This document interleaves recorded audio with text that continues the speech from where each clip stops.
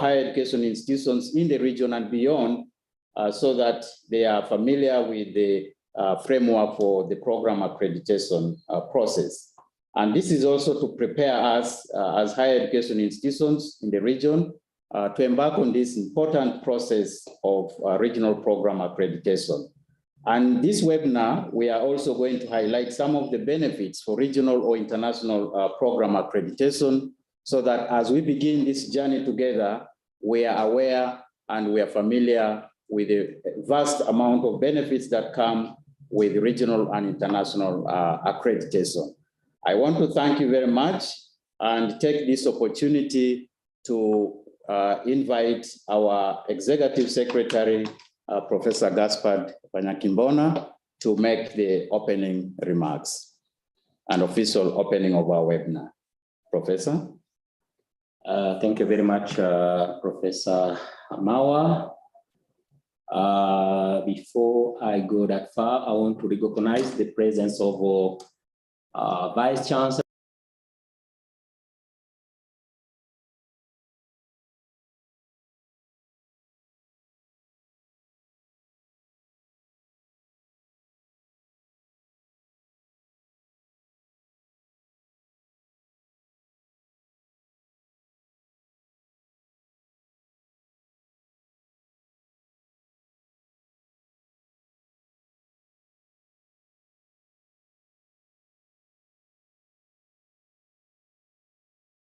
We lost the team. Can't hear them. Morning, Prof. Yeah, I can't hear them either. I thought I was the only one. I was checking my mic. Colleagues at Iucea, we can't hear you.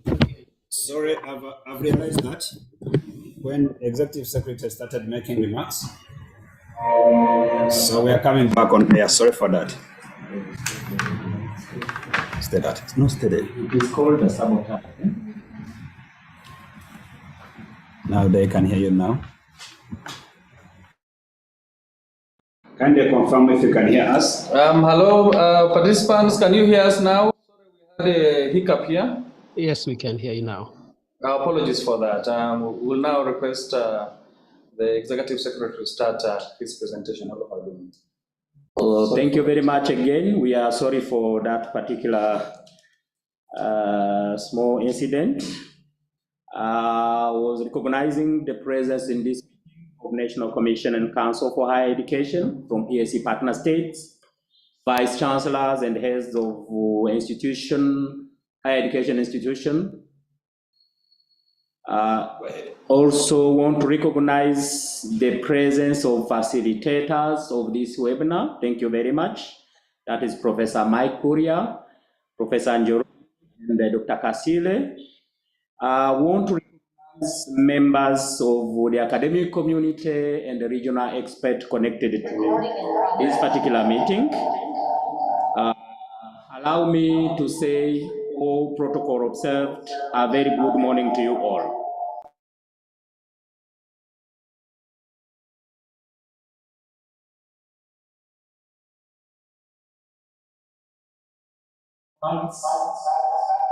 As we open officially the sensitization process for East African Community Regional Accreditation Program.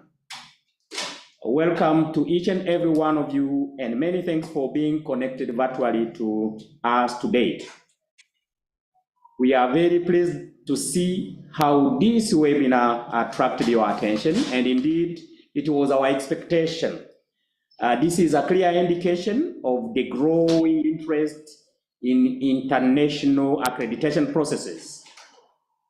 I'm informed that over 400 participants registered, and as of now, we have 175 connected to this particular meeting. Thank you very much for it.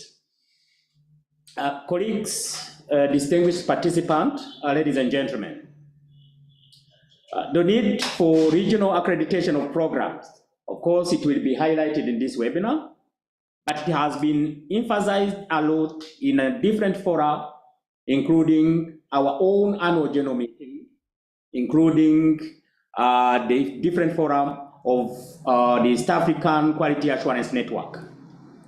And the expectations are very high, especially for universities and other higher education institutions that have been tirelessly seeking for international accreditation of their programs as to satisfy the requirements of some of the donor community. However, I wish to take this opportunity to reiterate the following. The regional accreditation of program will not be done in parallel with the national accreditation, which is done by committee councils. As a matter of fact, it builds on the national accreditation. That's number one. Number two, the regional accreditation of program is a voluntary process. This is therefore to highlight that higher education institutions that feel they can satisfy the requirements are advised to seek for it. Number three, the regional accreditation of program is a kind of prestigious and depicts high mark of excellence in requisite requirements to teach a particular program. A university that succeeds to have its program regionally accredited would have passed significant quality tests. Ladies and gentlemen, distinguished participants, this webinar, as Professor Mike Mauer highlighted, has been organized mainly to disseminate the standards, guidelines, and tools for ESC regional program accreditation that were approved sometimes back by our governing boards. The webinar also offers us the opportunity to listen to the trends and the benefits of international accreditation.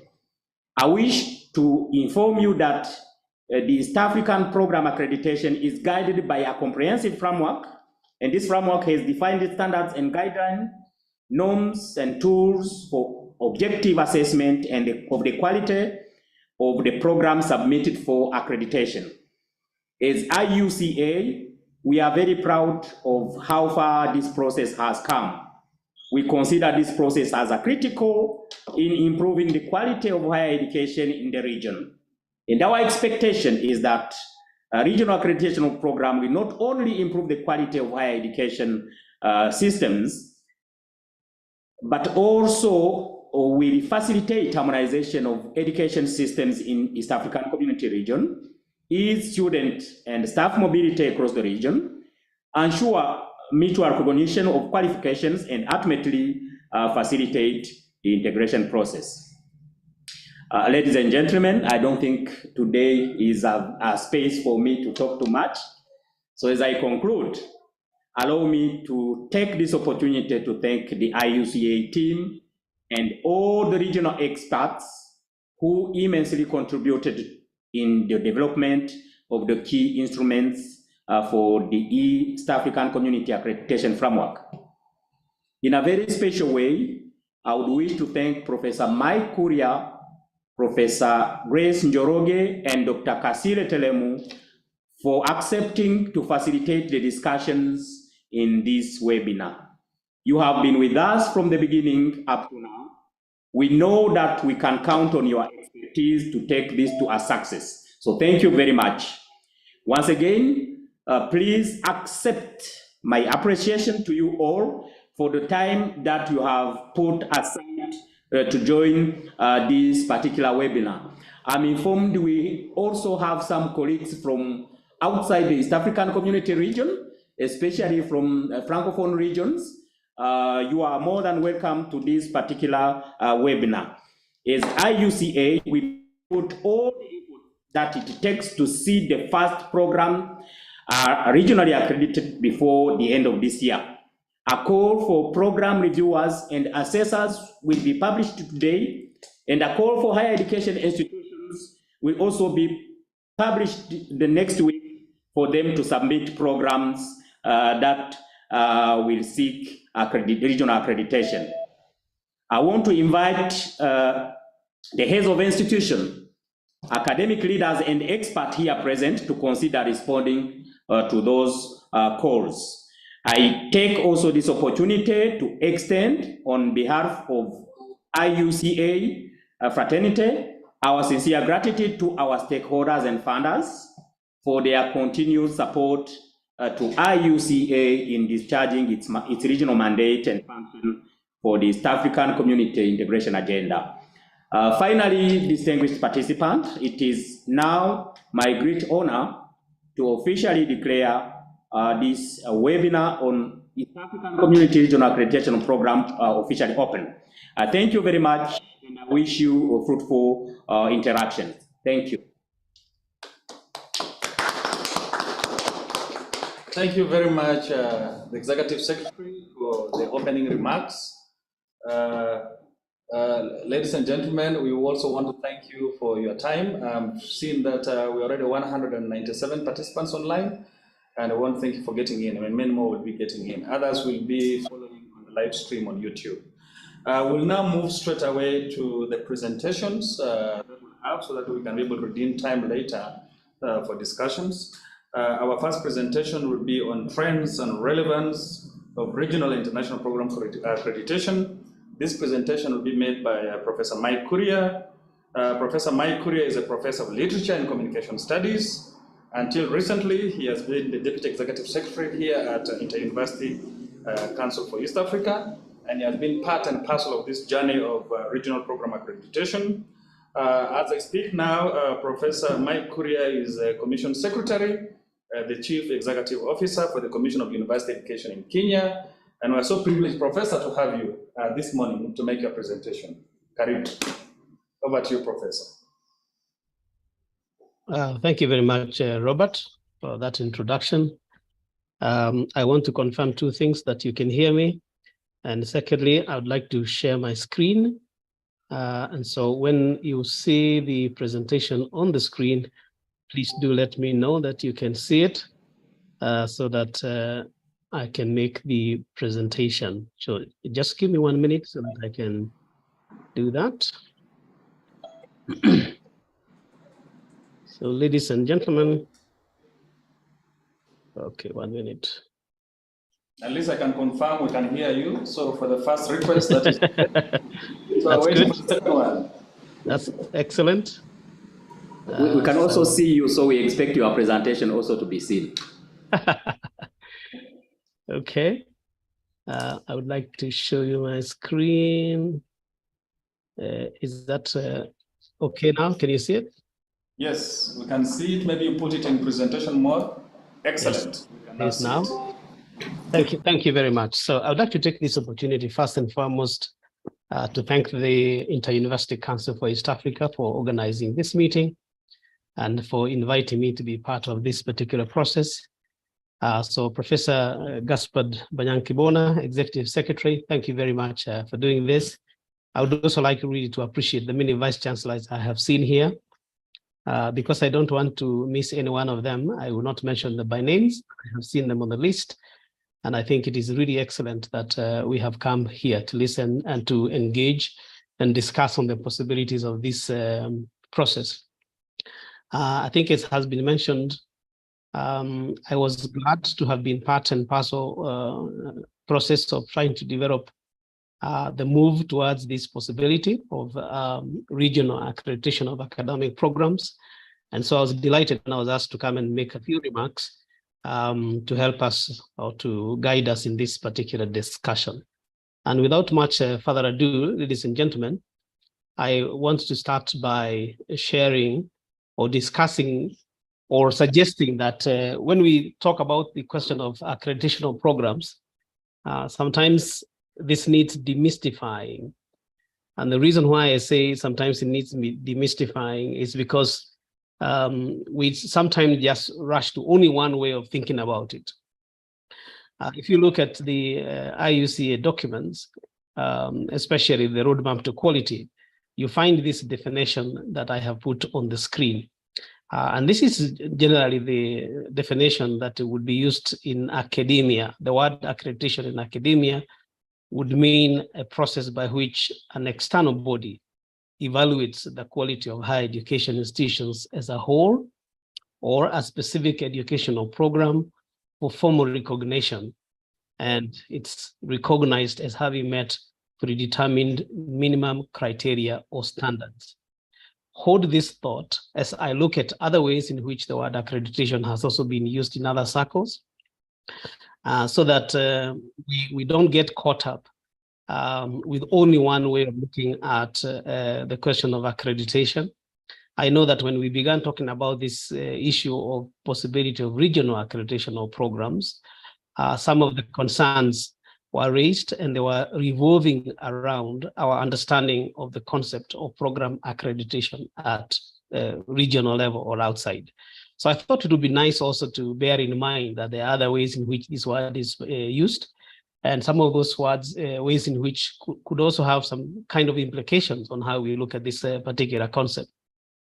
So if you look at the use of this particular, okay, I don't know why it is not moving to the next slide. Let me try.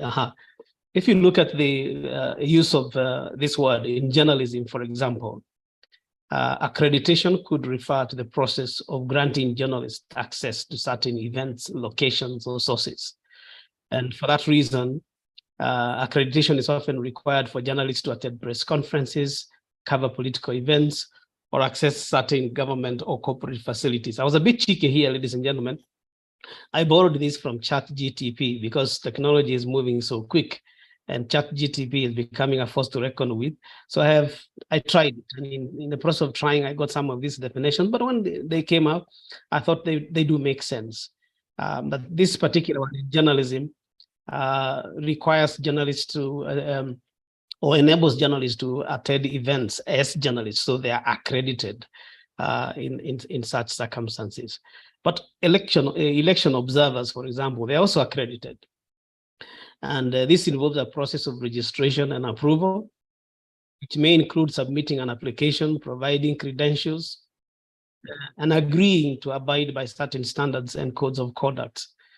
Accreditation may also involve training and orientation on electoral laws and procedures of the country where the election is taking place. So once you're accredited, you are given a license, you're allowed to access things that other people may not necessarily be able to access. And again, you are given an accreditation. But let me come back to our own definition of accreditation. And as you remember again, we define it as a process by which an external body evaluates the quality of higher education institutions as a whole, or a specific educational program for formal recognition. And that recognition says that you have met certain predetermined minimum criteria or standards. So I think those are some of the questions that we might be asking as we go along and we start thinking about accreditation at the regional level. What are our predetermined minimum standard criteria or standards, for example? What are we looking at? Is it a program? Is it at institutional level? And I believe that today we are going to be told more about the accreditation of programs rather than institutions. But I thought, ladies and gentlemen, we should pay attention to some key words in this particular definition. Number one is recognition. So accreditation grants or gives us recognition. And so within our context in the region, we are talking about being recognized at a regional level. Number two, it means that you are certified as having met some minimum criteria or standard. And again, we have to look at that. And number three, we are talking about an external body so that it is not us looking at ourselves. Accreditation is not self-accreditation, if you like. Although I have had some people use that particular word, but usually accreditation should be by an external body. If you looked at those other definitions that we have given, there is always another party involved. But most significantly, I think is the last item on here, that accreditation is a mark of quality, should be a mark of quality, especially for academic programs and in higher circles, because it's a mark of quality because you are being recognized by a reputable institution or organization, and you are being recognized as having met some certain predetermined criteria or standards.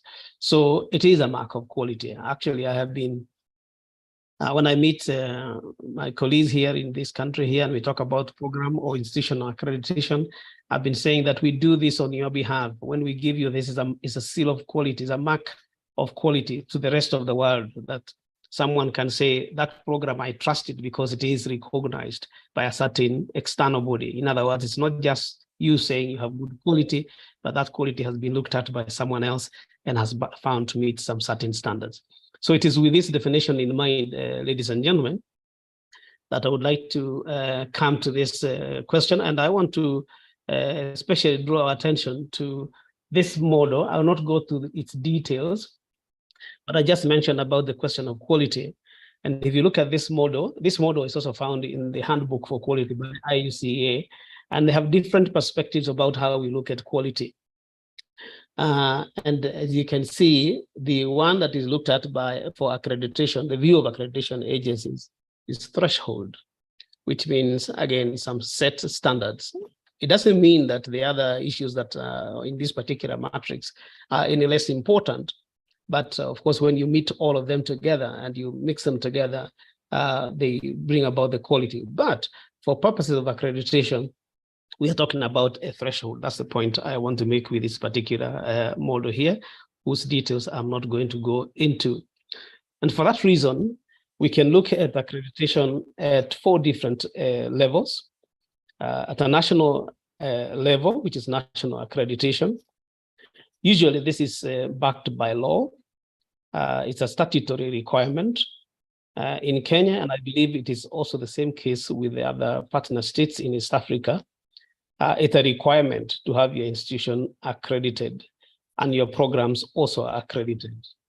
Some of these are defined by the laws of the country. In Kenya, for example, that is defined in the Universities Act, and it requires that accreditation.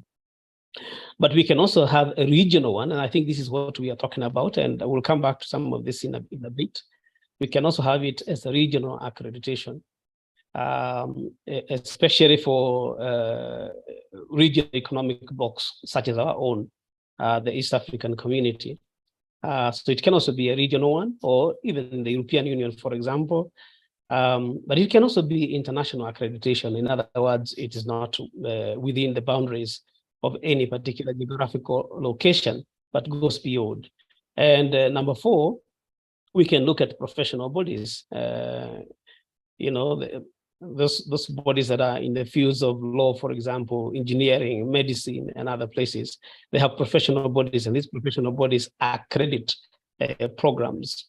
And so that can also be the case. The reasons, therefore, for accreditation can vary from one type of accreditation to the other.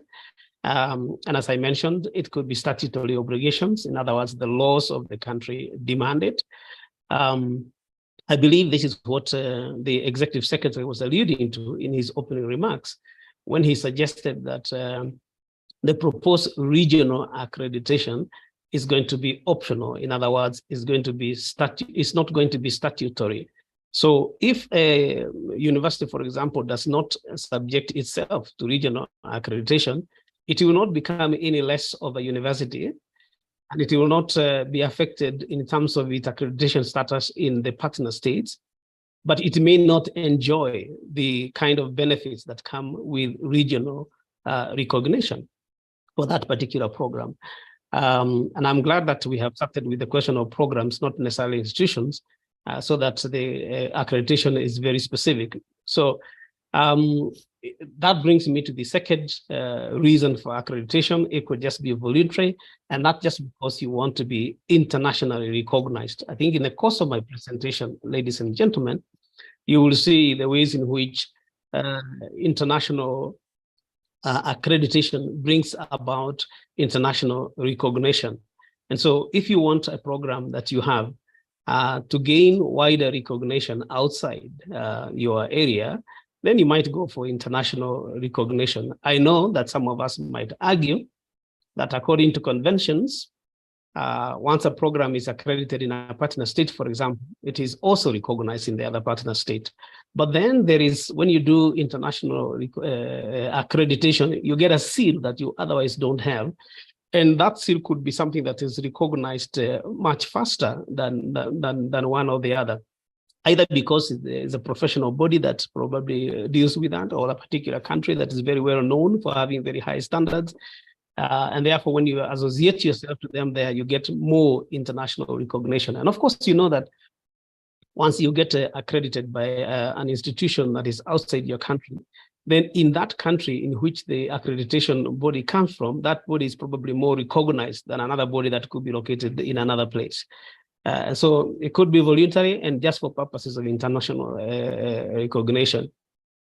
But I think we could also do a regional or accreditation for purposes of benchmarking opportunities. You want these experts from these professional bodies or from outside your country to come with standards that you might not have, and to look at your program and say whether you are also living up to standards outside. And so you could do it just for purposes of benchmarking opportunity.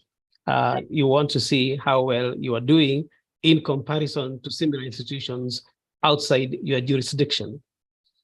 Number 4, sometimes this is refusing to come, but okay. Number 4, it could just be that you want an opportunity to be reviewed by peers.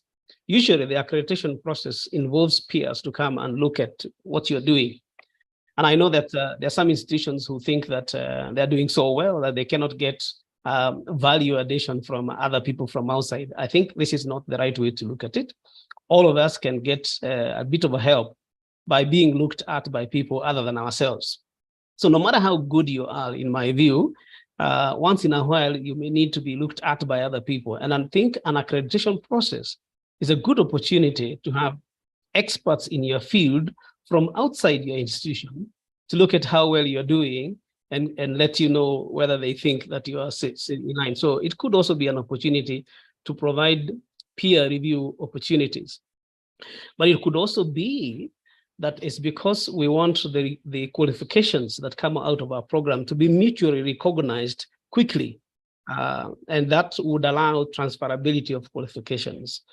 So that if someone comes with a program that is accredited in a certain jurisdiction, and that particular body that accredited that program is well recognized outside, then the qualification that comes out of that program becomes easily recognized. And that could also be another reason why you might want to subject yourselves to accreditation outside. But of course, there's a question of enhancing public trust. I believe we as national commissions and councils in the country, when we accredit programs here and the public here knows that those programs are accredited, we enhance public trust in those institutions and also in those particular programs. So that could also be one of the reasons why that could be done. Now, ladies and gentlemen, I would like to answer the question why should we be thinking as a region about the possibility of doing regional accreditation? I'm defining that as cross-border accreditation. Now, I know this is a bit of a difficult definition here because in East Africa, as a regional community, we are also talking about common boundaries. You know, we want to become the East African community. So whenever a new country comes, we expand our boundaries, and the East community looks a little bit bigger. So it is regional accreditation within the East African community is cross-border to a certain extent, in the sense that a program is being accredited outside the nation state. Outside Kenya, outside Uganda, outside Burundi, outside Rwanda, outside DRC Congo, outside South Sudan.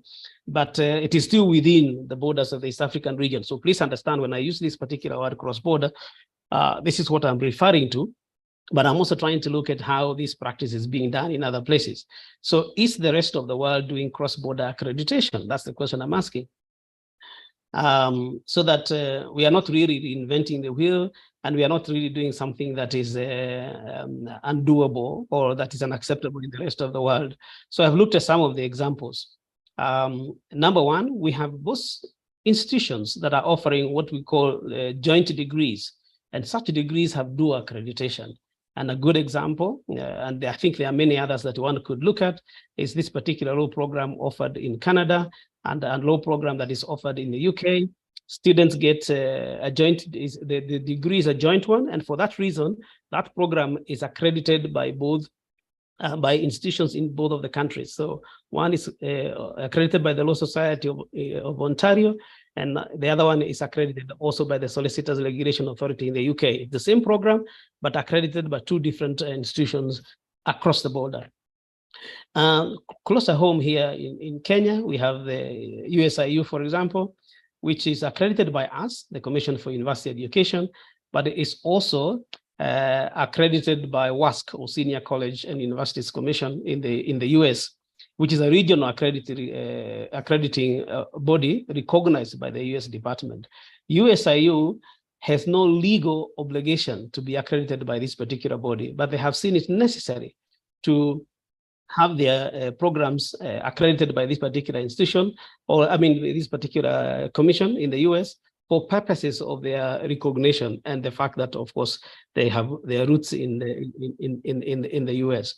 But we also have this, the European Network for Engineering Accreditation, founded in 2016 by 2006 by 14 European associations concerned with engineering. And this particular body authorizes accreditation and quality assurance agencies to award degrees that have their label, and therefore, when they have their label, they are considered accredited engineering programs at bachelor and master's level. You can, if you would like to see a little bit more, there is a link that I have given down there. You can just follow it up and see how that works.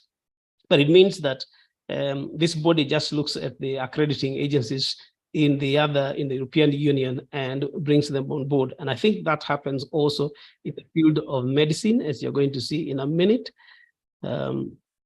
Yes, the medical education accreditation, the World Federation of Medical Education, it also looks at accrediting agencies, accredits them.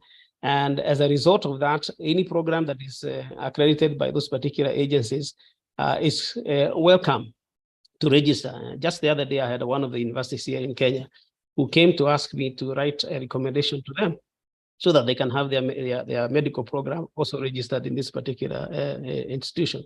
So that also means that this organization helps with the accreditation of programs outside, not necessarily in their own particular country, but it's a whole, it's the whole world, actually. This is World Federation of Medical Education. Well, you can subject yourself to this and become accredited there. So what about us in the East Africa community? I chose to give these two examples. My colleagues in Iucea will be very aware of this. We have had what we have called here African Centers of Excellence, which has got a results-based financing model. And one of those, the requirement, one of the ways in which they have attracted funding or they were funded is by being required to get international accreditation. And I think there's a good reason for it. People thought that this would be a good way to promote quality and quality assurance of these particular programs.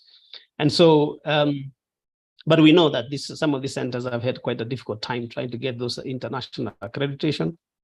It is quite expensive. I'm sure Professor Mama may be able to share some of the figures, quite expensive.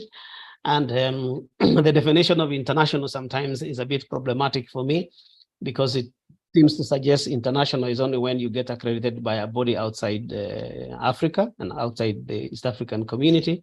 And I think one of the ways in which we could get around this is having something that is recognized in the entire East African community. It is one of the fastest growing and one of the most stable regional economic blocks. I think if we had a robust accrediting system, this should be one of the ways in which someone who is outside a particular country could actually claim that they have been internationally accredited if there was a body within the region that is doing this kind of very robust and very detailed and with high quality standards to the extent that a program that is accredited there becomes recognized not only within but outside the region. But we had also similar another challenge. You know, the funding agencies like the German Development Bank and others, they tend to see now, they want to fund something that is for the East African community. And so they want to know that that program that they said students to in Kenya, for example, and I'm glad some of the vice chancellors who are hosting KFW students are here. I believe I saw the Vice Chancellor of the University of Nairobi here. I believe I saw the Vice Chancellor of Kibabii University here, who are hosting some of these students. So and those students are here as EAC students. And one of the questions that we kept receiving from them is to ask, is this program regionally accredited? Again, I think I'm just drawing our attention to the fact that there is a need for us to think about this for such purposes, because then we are able to negotiate as a regional bloc. And I suppose even my colleagues who are from the South African region and other areas who would want to start something like this is a good reason to think about it.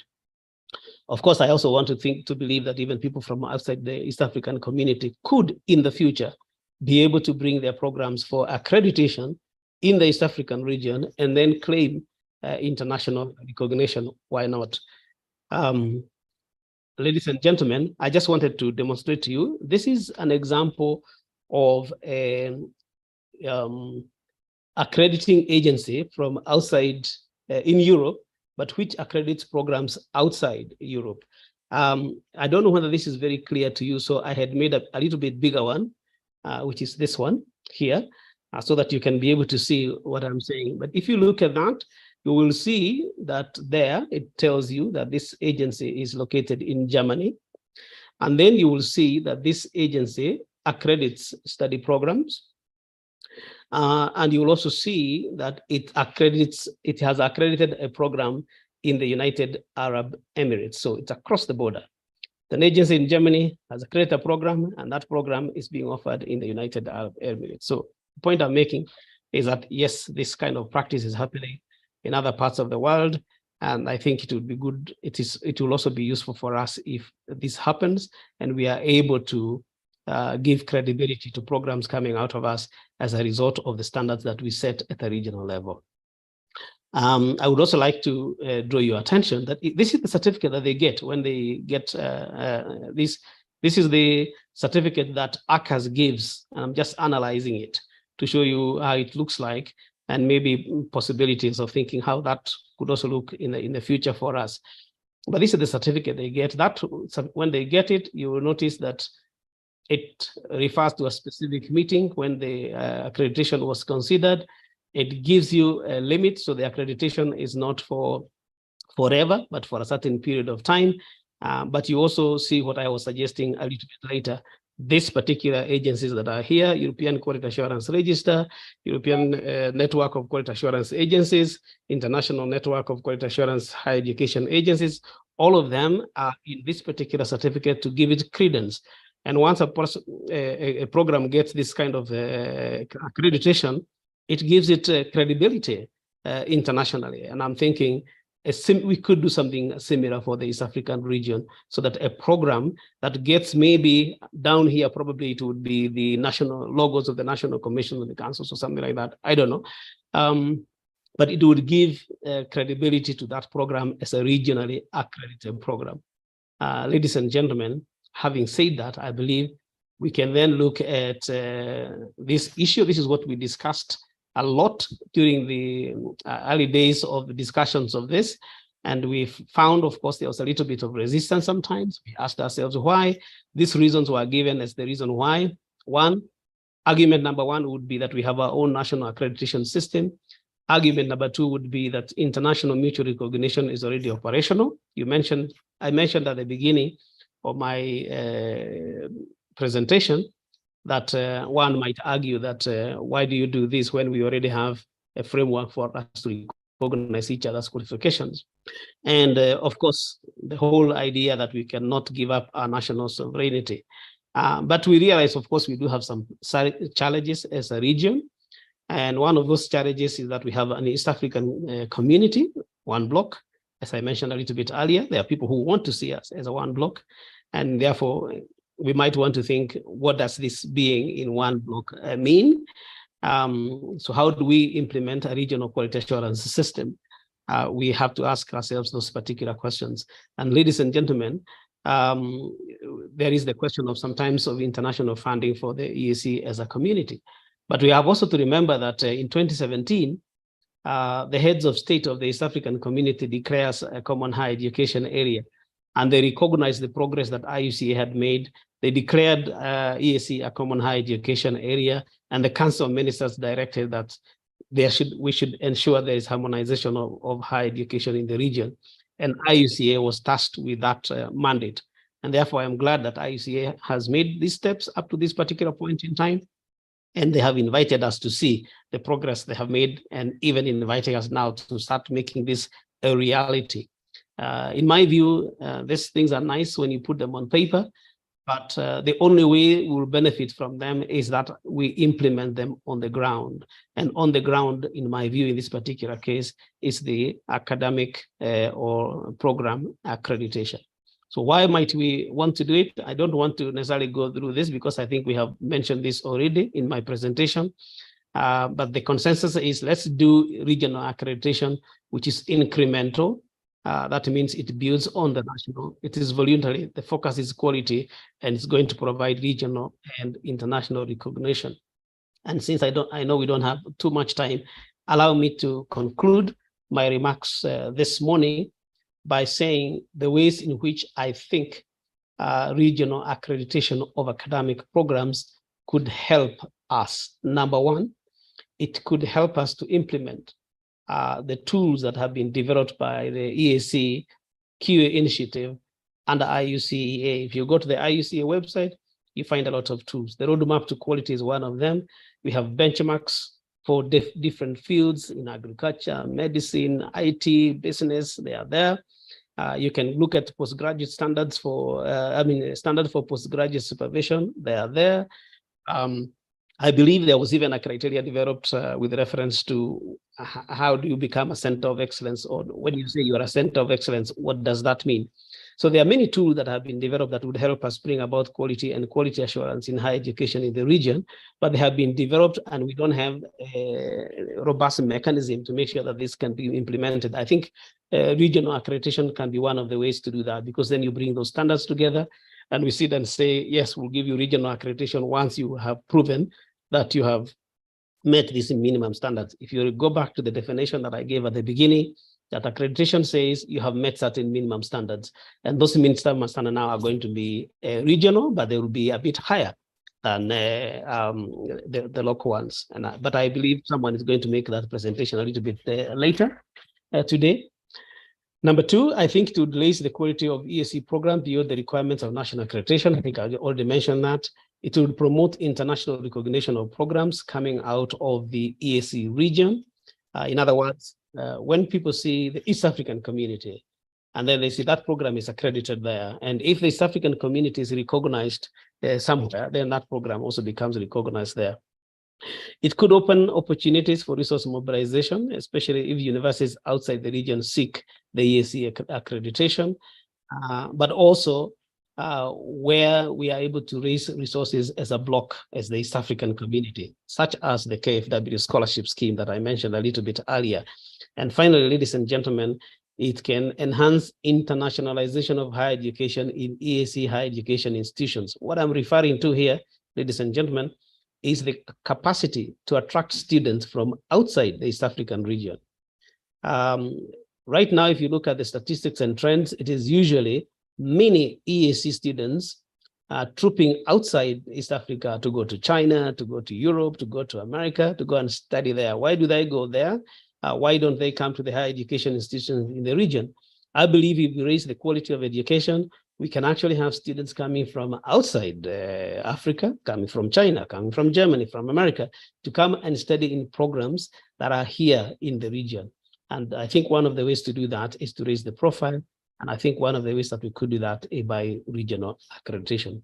Ladies and gentlemen, I wish to stop here and look forward to the discussions and planning for the next steps. Thank you very much.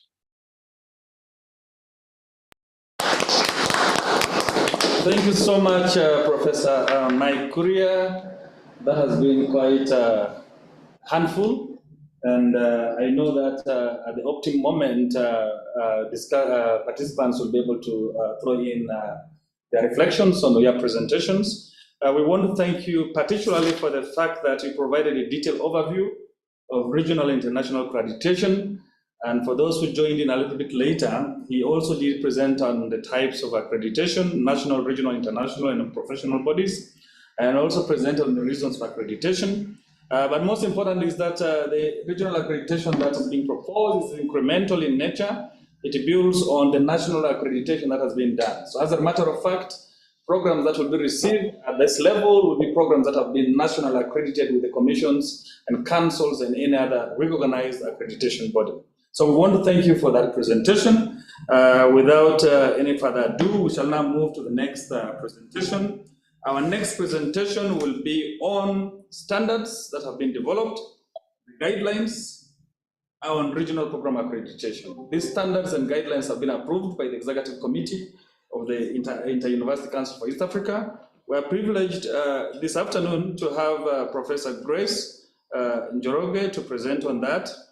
Professor Njoroge is a professor of botany, and until recently, she's an immediate former Deputy Commission Secretary for accreditation at Commission for University Education in Kenya. Professor, we're privileged to have you here, and you're welcome, and the floor is yours. Karibu sana.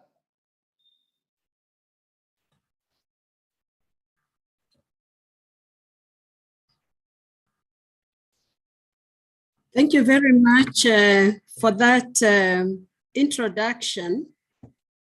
I do hope you can hear me. Yes, we can. Prof, we can hear you, and your screen is already shared.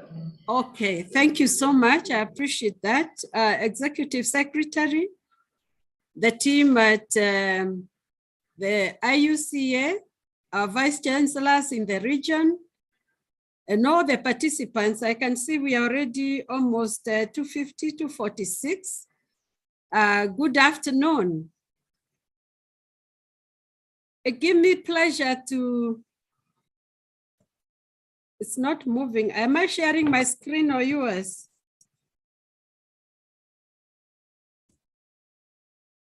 Hello? Prof, we are trying to sort that one out. I think they're giving you rights to share your own screen. Yeah, just, yeah, so that I can move faster. So we are stopping sharing ours, so you could share now yours. Thank you. Okay.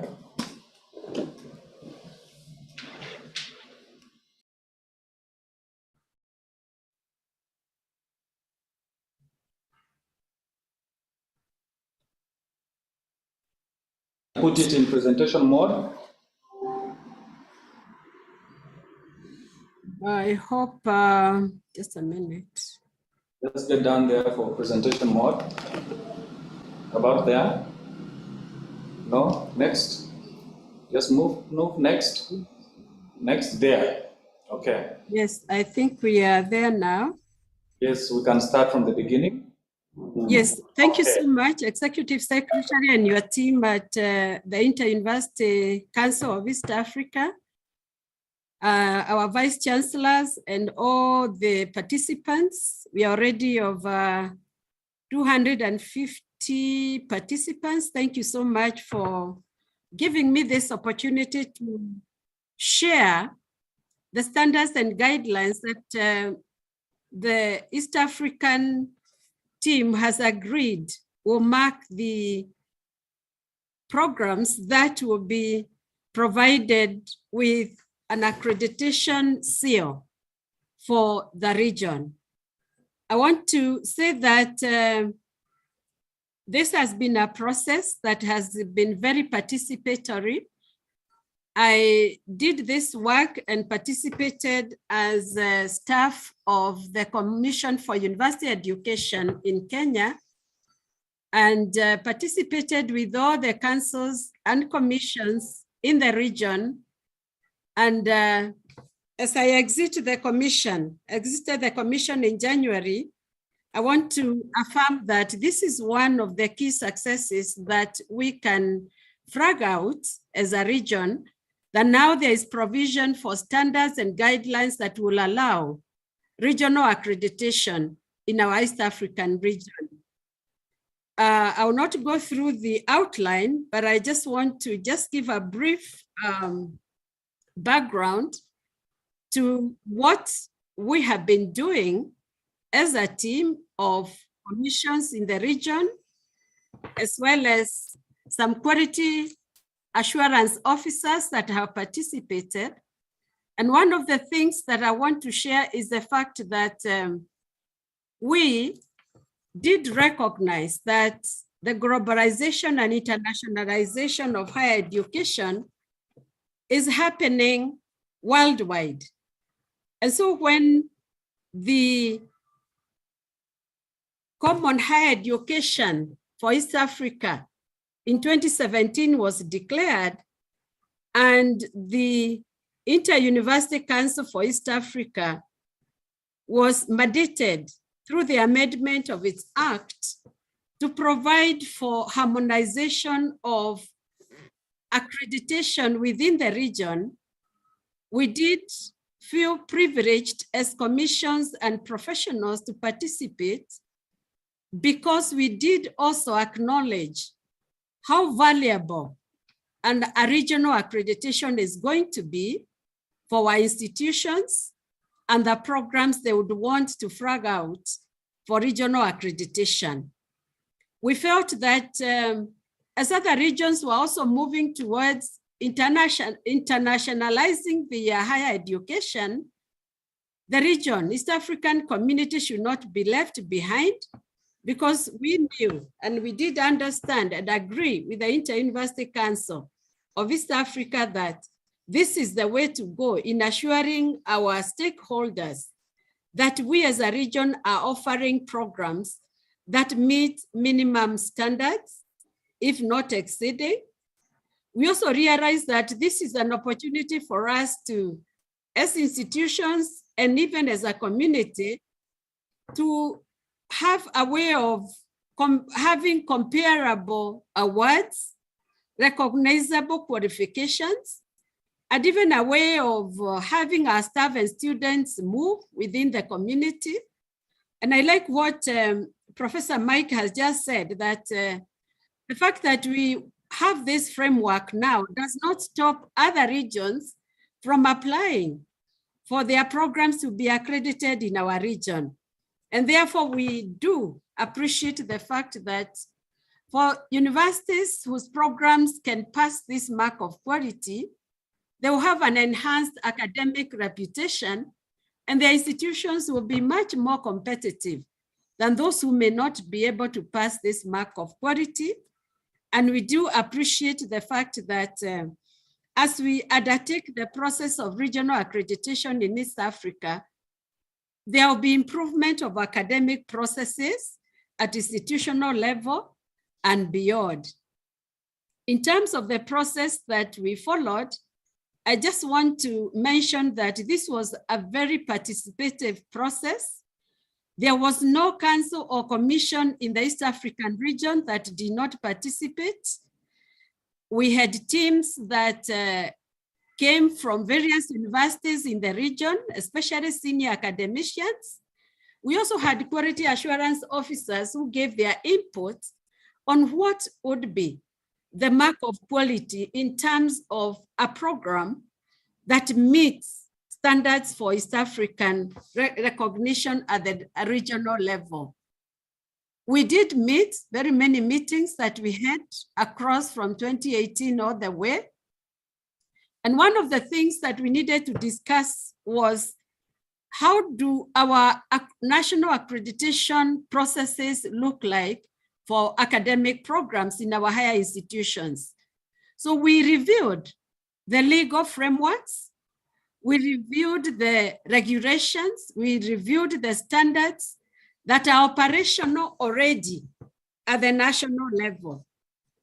I must say that this was not an easy process, because there is a tendency that every nation, every commission, every council want to protect what they do at national level.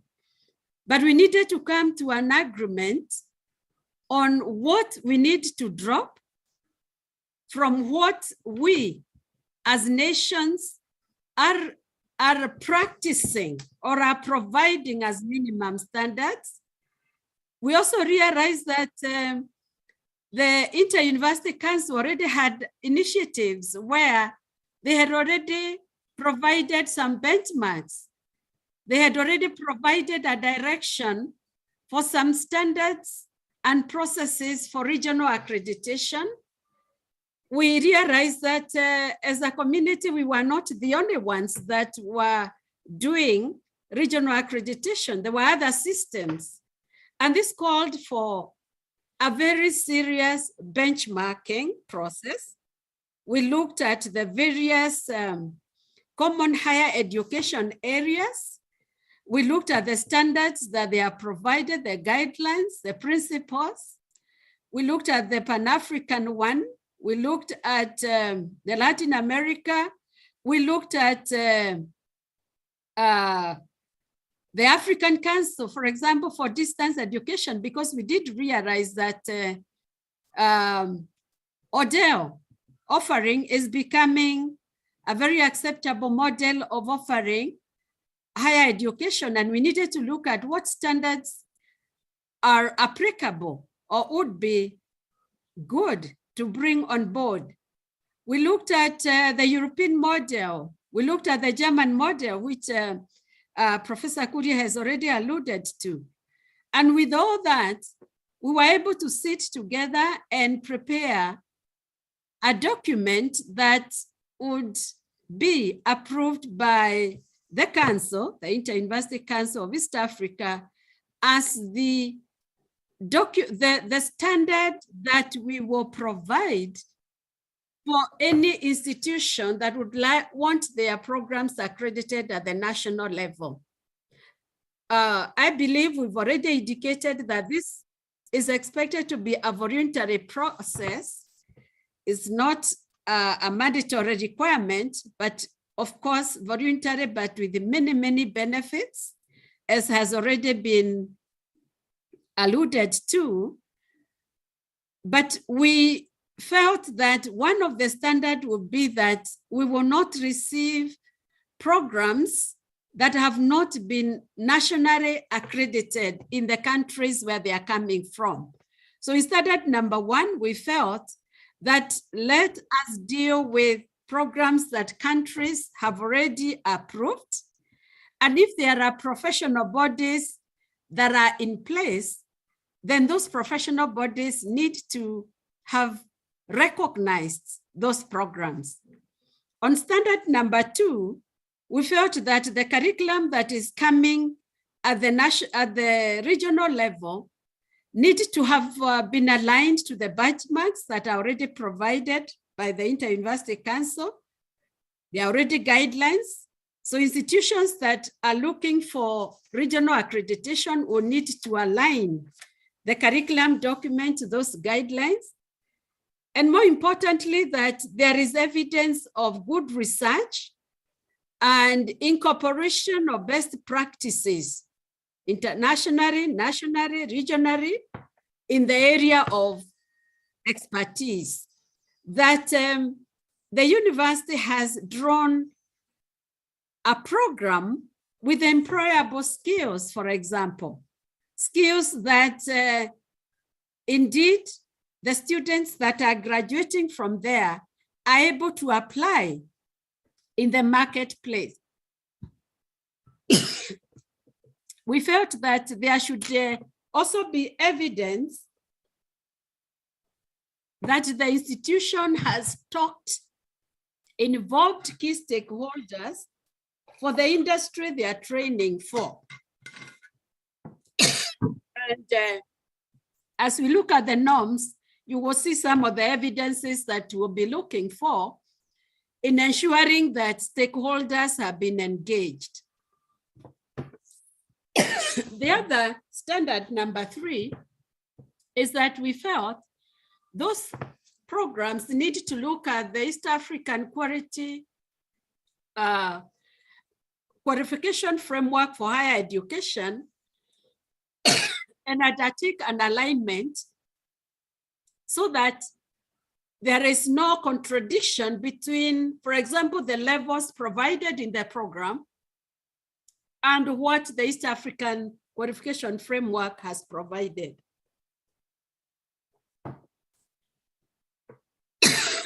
On number three also, we felt that it is important to have core references that are key, but also with a regional and international perspective.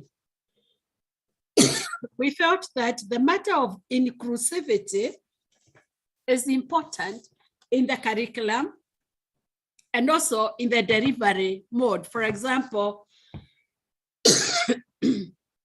if one is having learners with special needs, the curriculum document needs to demonstrate how those needs, special needs, are taken care of and incorporated. On standard number 4, we felt that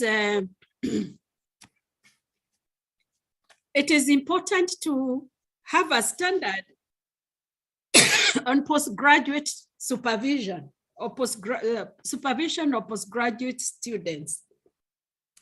There are already standards that Inter-University Council has provided. On the first element here, the first guideline is to look at how far has the program incorporated those guidelines. We are provided in this standard adequacy of supervisors for each student and their levels of qualification. And when the norms are presented, you'll see the kind of numbers that have been proposed. On standard number 5, we have felt that it is important for the institution applying for regional accreditation to specifically specify the mode of study or modes of study, because they can be several modes of study, whether it is face-to-face. But the key point is that whichever mode of study, it should be student-centered in nature. And of course, providing for the systems, especially for Dell. And we have given details on which specific aspects will be assessed to satisfy the region that indeed that program can be offered under Odell. We have provided for appropriate policies that need to be in place, including how staff will continue to upscale their skills as they continue in the various modes of teaching and learning. On number 6, we have provided for a quality assurance mechanism that allows the region or the assessor to see that there is an international perspective. For example, the students that are admitted in the programs are not left alone. There's a mechanism to support them, whether it is an international office or help desk or any other mechanism that shows that the students are supported, enabled, and facilitated to continue with their learning without any hindrances. We provided in this standard that there should be very explicit policies on how quality assurance is implemented in the teaching and learning of the program. And one of that is to ensure that the university or the institution applying is talking to the students and they are giving feedbacks, the employers, and including other quality assurance mechanisms within the universities, especially the reviewing of the program as informed by the data that the institution is receiving from key stakeholders. We've also provided in this standard the possibility that should a program be accredited on one form of mode of learning, for example, Odell, and one would like to switch to another mode of learning, that can be done with the approval at the regional level. On standard number 7, we have felt that it is important for the applicants to provide for how they will recognize prior learning. And there's already a framework on credit transfers in the region that we hope and trust that there will be alignment as these programs are sent for consideration for regional approval.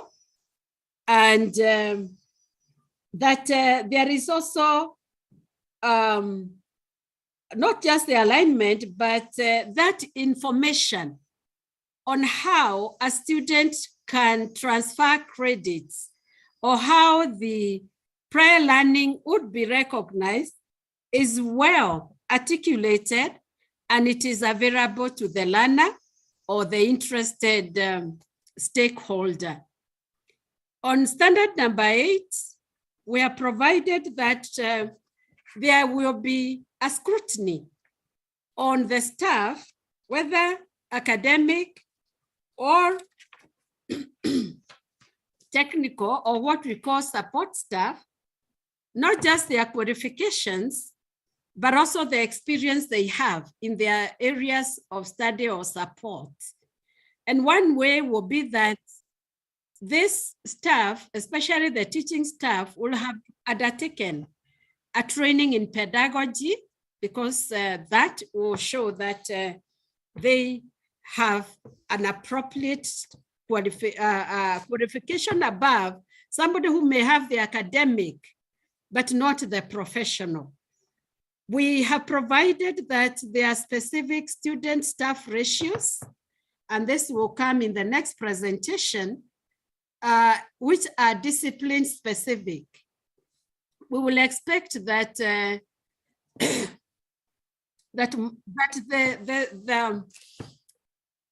the qualification for teaching in this program at the region will be a PhD. And those who are teaching PhD level would need 3 years of experience, while those who are teaching at the master's level and below will therefore have 2 years experience over and above the academic qualification. And we are provided that it is teaching at tertiary level. Still on number 8, on staffing, there was need, and this is an international benchmark, that the institution should provide evidence that their staff are publishing. And they are publishing in peer-reviewed journals.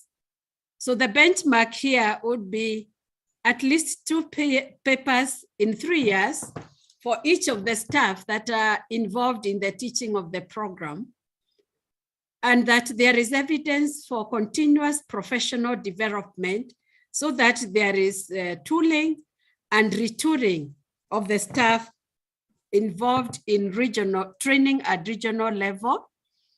This standard also provides that there should be need that there should be evidence that there are innovations.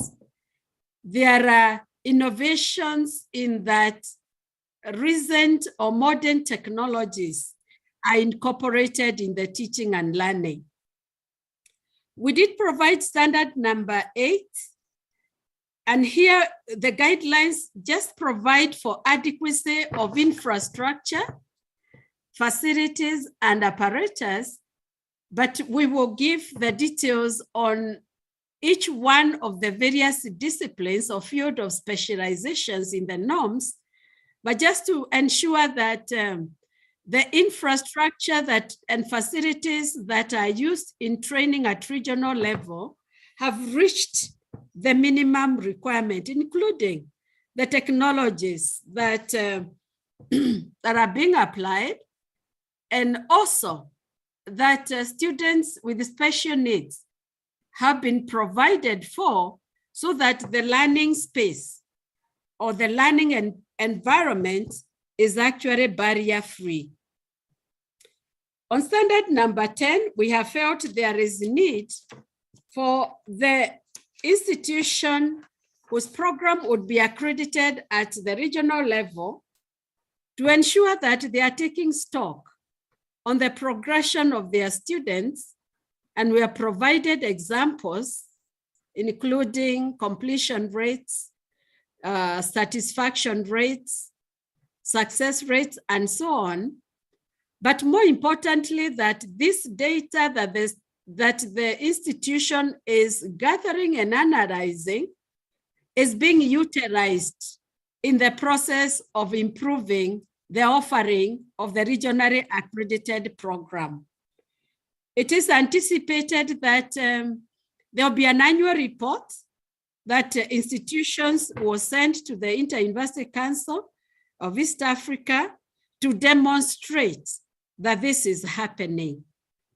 On standard number 11, here we are providing that the institutions are doing tracer studies and are also talking to the alumni who are already in the working environment, so that as they gather data from the tracer studies, they are able to continually improve and to ensure that the program remains relevant for the sphere of training that they have engaged in.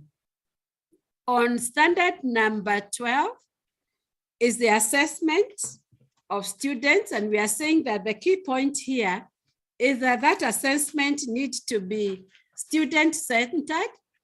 It needs to be explicit and consistent, including subjecting that assessment to a quality assurance scrutiny, that there is a moderation, there is an assessment, not just for the examinations themselves, but also for the internships and attachments that the students shall engage in.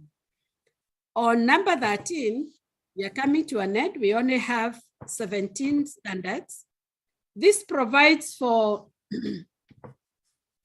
student support. And the question here is that, is the student being supported?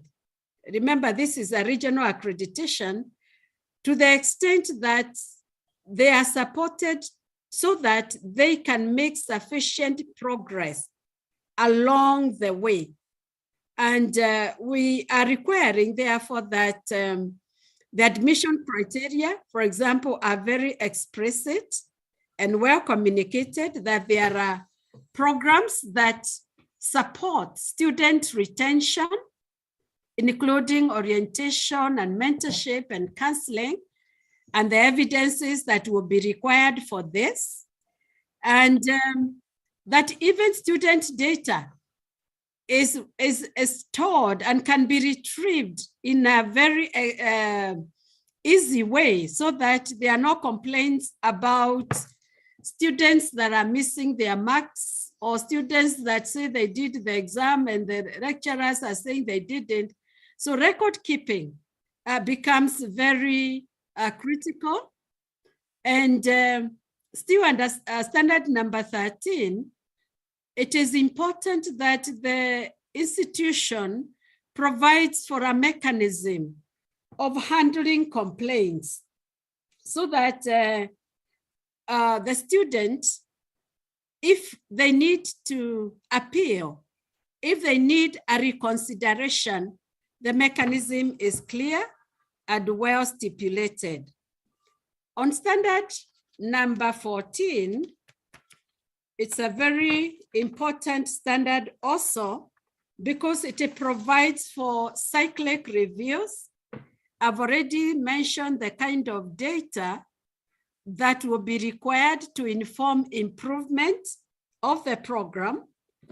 And since the accreditation will be for 2 years initially and renewable, we expect that there will be self-assessments that the institutions are doing, and then sending this to the Inter-University Council in preparation for reaccreditation, if they so wish. So the point here is that there is cyclic review, beyond the monitoring and the reviewing process, the annual reviews. On number 15, here we are saying that the provision of accreditation is for 2 years, the tenure of accreditation. And so we expect that the revised programs, if the institution does well to continue, then they will submit for reaccreditation for another 2 years, but there will be provision for a period of 2 years within which this process can take place without revoking or suspending the program. On number 16, we are saying that there are reasons, there may be good reasons to revoke the accreditation, and there are details that have already been provided on gross misconduct that could cause the accreditation to be revoked. And for example, if the accreditation status at the national level is suspended, then automatically we cannot have that program on offer at the regional level. And if, for example, the program had been suspended and the institution has not addressed the key issues, then that program stands revoked, and there is a process for that. What we did also provide in the guideline is that if the institution does make good the reasons why the revocation had been done and addresses the violations, then it is possible for the institution to apply for accreditation or reinstatement of the accreditation, and the process of review will continue as stipulated. And lastly, members of the webinar, 17 is basically a monitoring requirement, and this will be periodic. And one of the things that the reviewer will be looking for is that there is involvement of key stakeholders and also benchmarking to look at the best approaches that have come up, look at needs in society that need to be incorporated, skills needed, and so on. And as the review continues within the universities, then these reports will be sent to the Inter-University Council, but the council also will do their own monitoring to ensure that standards are maintained even after the accreditation. Allow me just to mention as I finish the key procedures that we have provided for in terms of implementation of C standards and guidelines. There are 10 of them, and I don't have to read all of them.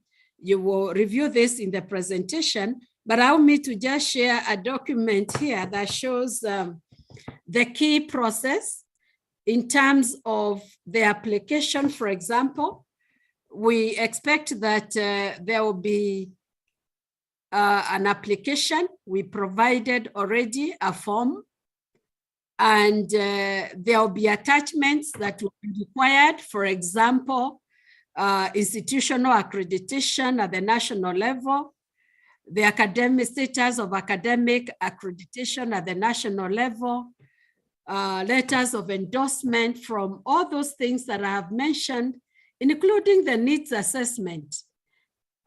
What needs has the applicant identified that would make them want this program accredited at the national level? There will be need for a self-assessment report. And the reason is that the region will not receive fresh programs that have not graduated students for regional accreditation. So there is expectation that at least the program will have run for one cycle before the applicant can bring it for consideration at the regional level, and consequently needs a self-assessment report, some payments that will be sent to institutions and so on. So after that, then once the application has been received at the Inter-University Council desk, then there will be an administrative review just to look at whether the university or the institution has attached all the relevant documents, because there is no point of sending it to the peer reviewers if there are some missing documents. If the institution has satisfied those requirements, then the program gets to the next level, the next blue, where the council will propose a panel of experts, but of course they will have to get no objection from the peer reviewers or the experts. Somebody can be conflicted. You can be requested to review for a certain institution, and for some reason or another, you may feel that you're already conflicted. But once the no objection is provided, then we have a team in place. The document is shared and they are given timelines are already stipulated. There will be a submission of individual reports, after which the council will bring the reviewers together to harmonize the reports. Once the report is harmonized and agreed upon, then the feedback will be sent to the institution. And if the institution has some corrections to do, they will correct. And then, of course, after which then a site inspection will be undertaken. And the guidelines are already in the roadmap document, which is already published. After the site inspection, again, with a team of peer reviewers and experts, there'll be interviews and usual confirmation whether the institution has adhered on site, especially in the area of staffing, facilities, equipment, infrastructure. Once that is done, a report will be done, and the council, the team will submit the report to the Common Higher Education Committee, which, once satisfied, they will send it to the main committee to undertake approval and issuance of the seal if they are satisfied, and the results are certainly communicated. But the decision could be to accredit or not to accredit, or whatever decision. If their program meets the minimum, then there will be a publication. And this is the beauty of this process, that once the program is accredited regionally, then this will appear in various forums, the website and other forums, to advertise that this program is available for admitting students at the national level, which, as I said earlier, is a plus for our institutions, because this gives us a better standing if our programs can go beyond the national level of accreditation. If there is a rejection of the request to accredit, and the institution feels that they need to appeal, then of course, the region has provided for an appeal mechanism whereby the reports and the curriculum documents and the attachments are reviewed by a different team, an ad hoc committee, and then taken through the various review process and the final decision made by the council itself and committed to the institution. In a nutshell, that is how the process will flow. The timelines are already given. It's a very short process. I believe in a short while it will be possible to receive and process even in the course of this year. I wish to just acknowledge various organizations, including our regional leadership, for providing direction, policy direction, that we can have regional accreditation or quality assurance, the council, Inter-University Council, for the way they have supported this process and pushed us as councils and commissions to ensure that we have this in place. And all those team great members, great brains that really have had their input in having these standards and guidelines reach the level of approval and even implementation. I thank you all for your listening and attention. Thank you. Thank you so much, Professor, for that presentation. It has highlighted on the processes, the steps, the standards. You went from standard 1 up to standard 17, and pretty much some of these standards are the standards that we have in the commissions and councils, and these are not things that are new to the universities. It's about now emphasizing the standards, and some of them perhaps we took it a little bit a notch higher. We want to thank you for that. There are so many comments that are coming in through the chat. I will request the earlier two presenters, that is Professor Mike and Professor Grace, to take note of what has been directed to you.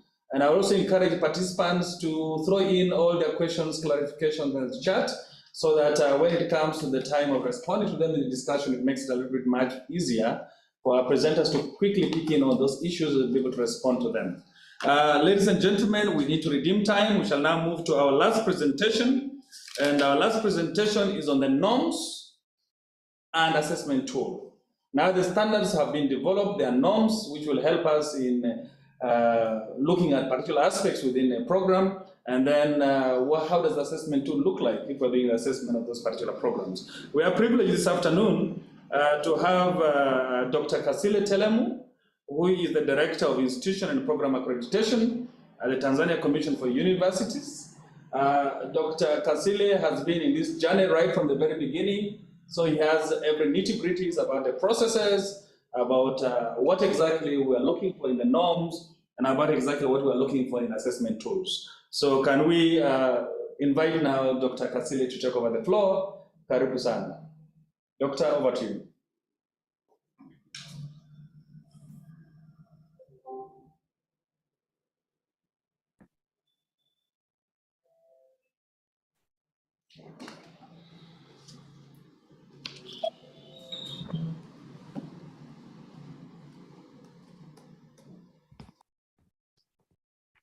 Yeah, thank you, Dr. Aine. Colleagues, do you hear me? Do you hear me? I can hear you, Dr. And okay. You have shared your screen, so you can proceed. Okay, thank you once again, Dr. Aine, and allow me also to, at this juncture, to really thank the Iucea, particularly the ES, Professor Banyankimbona, and your team for inviting me on behalf of the Commission. As Dr. Aine has just mentioned, I had the privilege to be part of the development process of the standards and the guidelines, and also the norms. So what is remaining? By the way, colleagues, vice chancellors, and the participants who have joined this particular session, greetings from Tanzania, in particular the Tanzania Commission for Universities. As I have just been introduced, my name is Terem Kasire, currently serving as the Director of Accreditation at the Commission. What is, as I just mentioned a couple of minutes ago, what is remaining we have heard from the two presentations. What is not clear at this moment is, I like what Professor Njoroge mentioned before he concluded her presentation. There are two possible outcomes in this process of regional accreditation. To accredit a program or not to accredit a program. Now, the question that comes immediately in my mind, and probably in your minds too, is now, how do we make these decisions, whether to accredit a program or not to accredit a program? And that is the subject of my my talk or my presentation. Specifically, I'll take you through colleagues in these 5 areas. I'll just give a background, just to put the presentation into the right context. I'll make a quick recapitulation of what Professor Mike Korea and probably Professor Njoroge mentioned, but just to put my presentation into the right context. But I will also now speak about the norms, and the next will be just highlighting some few norms for EAC regional program accreditation. I'll not go into the details of every norm in the interest of time, but at least I will just mention a few norms, but then just highlight on the development process. How did we arrive at these norms? Professor Njoroge, you did put it very well, the process of developing the norms, but I will also recapitulate on how we arrived at these norms, and then mention on the assessment, just briefly, the assessment too. That is what I'm going to talk about. The first one on the background, Professor Mike Korea, you said it all, that it's almost impossible to have a program running without being accreditation. And as we all know, accreditation is simply is a declaration that the program has met a predetermined set of standards set by the regulatory body. In the context of EAC, we are speaking of national commissions and councils. So when we say this program has been accredited by the accrediting body, it means it has met the minimum. We are speaking of minimum standards. A university is allowed to increase or to surpass the minimum set standards. So we are declaring that this program has met the set minimum standards, and therefore it can be allowed to run. But the standards and the guidelines represent, just picking a few issues from Professor Njoroge's presentation, the standards and the guidelines represent various quality assurance aspects that needed to be adhered to by the university institutions. And the standards and the guidelines, as Professor Njoroge mentioned, can be of adequacy and qualifications of academic and technical staff. This is very common in program accreditation. You cannot submit a program without having staff to run the program. But the standards also can be on adequacy and the relevance of teaching and learning resources, facilities, or adequacy and the relevance of support services for both staff and students, and several other. We have had 17 standards from Professor Njoroge's presentation. So we have a number of standards when it comes to program accreditation. But the question is, how do we make use of these standards so that we can objectively make a decision whether or not to accredit a program? So in this case, universities, we need to be assured that they can effectively deliver the courses in whichever mode of delivery before we make a decision whether to grant a seal of quality to accredit or not to accredit a program. So as I mentioned earlier, an important question here from what we have been discussing since the very first presentation is how can the accreditation be done objectively? So that is the question that we need to address in the next few slides. How can we make the decision to accredit the program at the EAC regional level objectively? That takes me to the next level of my presentation. So the standards, as I said earlier, the standards and the guidelines may not be very useful if there are no indicators through which a decision whether or not to accredit a program objectively can be made. How can we make use of the 17 standards and the guidelines which Professor Njoroge presented to make a decision objectively That is very, very critical. Objectively, we wanted to minimize biases in the process of reaching the decision whether or not to accredit a program at the EAC level. So to facilitate the process or the decision-making process, Iucea has developed a set of norms to guide the process of arriving at a decision whether or not to accredit a particular program submitted by a particular university institution within the region. So in other words, the norms provide measurable indicators to the guidelines and the standards which Professor Njoroge presented. We spoke of adequacy of academic staff. Now, how do we measure this adequacy?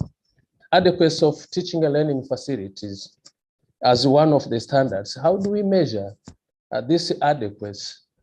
So these are the key issues that we need to address through the norms. So in other words, without norms, it is almost impossible to declare objectively that the program has met the minimum standards for accreditation at any level, be it at the national level, national commissions and councils, or at the EAC regional level. So we need to have something through which we can measure and make a decision whether we have to accredit this program. So as I mentioned earlier, availability of academic staff is one of the key quality assurance standards for program accreditation. Dr. Aine mentioned when he was inviting me, most of these standards apply at the national commissions and the councils in our respective countries in the region. But the question here at the EAC level, how are we going to operationalize these standards? And that's why we need the norms. So availability of academic staff, colleagues, is not useful to make a well-informed decision to grant accreditation and allow the program to run. One may wish to know, for instance, what is the acquired proportion in terms of staff-student ratio as a measure to indicate whether there are adequate staff for this particular program. And the staff have to be relevant to the program and not just the staff. So we needed to establish this adequacy. We needed to quantify beyond a reasonable doubt this adequacy of academic staff in a program that is being submitted at the EAC regional level for accreditation, for consideration of accreditation.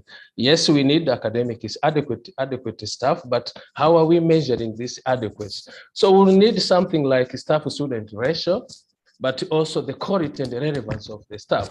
The staff have to be directly related to the program. You're submitting a program in economics for consideration of accreditation at the regional level, but the staff you have, yes, quantitatively you have adequate staff. You have 15, 20 or 50 staff, but the staff are not relevant to the program.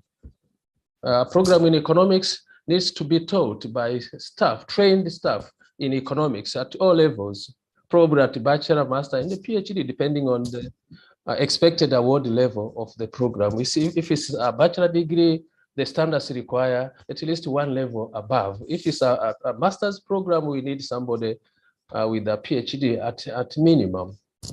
So adequacy may be there, but the quality and the relevance, quality, probably experience of the staff, somebody who has just graduated in a PhD in economics and is going to teach a class in economics at master's level or at a PhD level. So we needed to qualify this adequacy of academic staff through various norms, which we are shortly going to see some examples.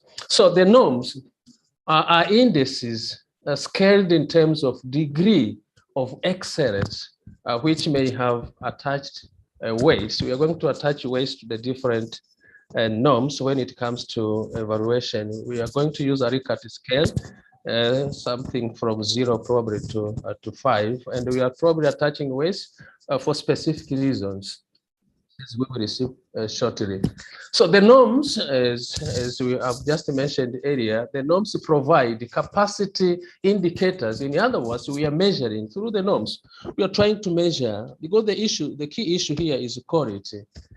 So we are trying to satisfy ourselves, those who are going to make the decision, that the university has the capacity to run this particular program. Now we wanted to measure this capacity through different parameters, the standards and guidelines, and then we are going to quantify them through the various norms. So these norms ensure that there is uniformity and objectivity in assessment of the programs which are going to be submitted probably in a couple of weeks to go or to come by various university institutions who are interested to have their programs accredited at the EAC regional level. The ES, Professor Banyankimbona and Professor Mike Kuria mentioned explicitly that this is a voluntary exercise. So we expect that some universities will subscribe to this regional accreditation in the next few weeks. So the focus of the norms is on measuring quality. We are measuring quality through the norms. So measuring quality, colleagues, consists of quantifying the current level of performance or compliance with expected standards. We have 17 standards, but with several indicators and norms, as we will see shortly in one of the coming slides.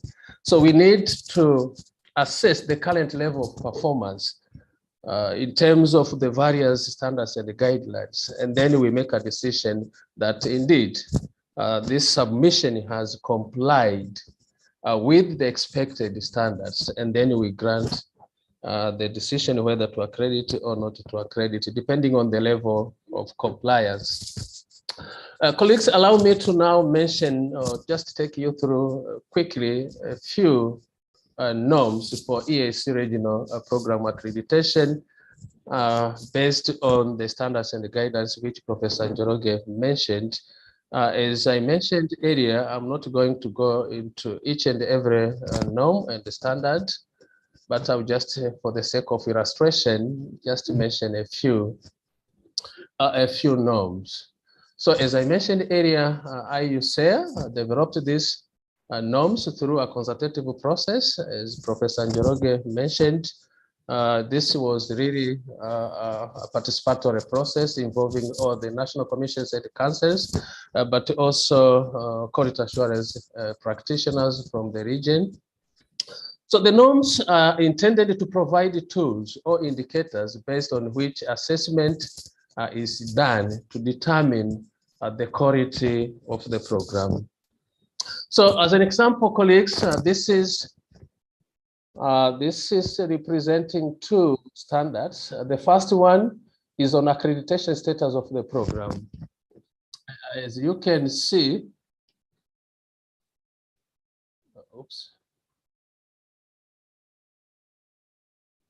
the first column is we have a long list. We have a long list of domains, and then the corresponding norms, indicators, and explanation. I'll start with the first column, which is on the domains or the standard, which were presented by Professor Njoroge. The first one is on accreditation status of the program. Professor Njoroge did mention clearly that we don't expect a program that is going to be subjected for a regional evaluation, which has not been accredited by the national councils and commissions using their own standards and the guidelines.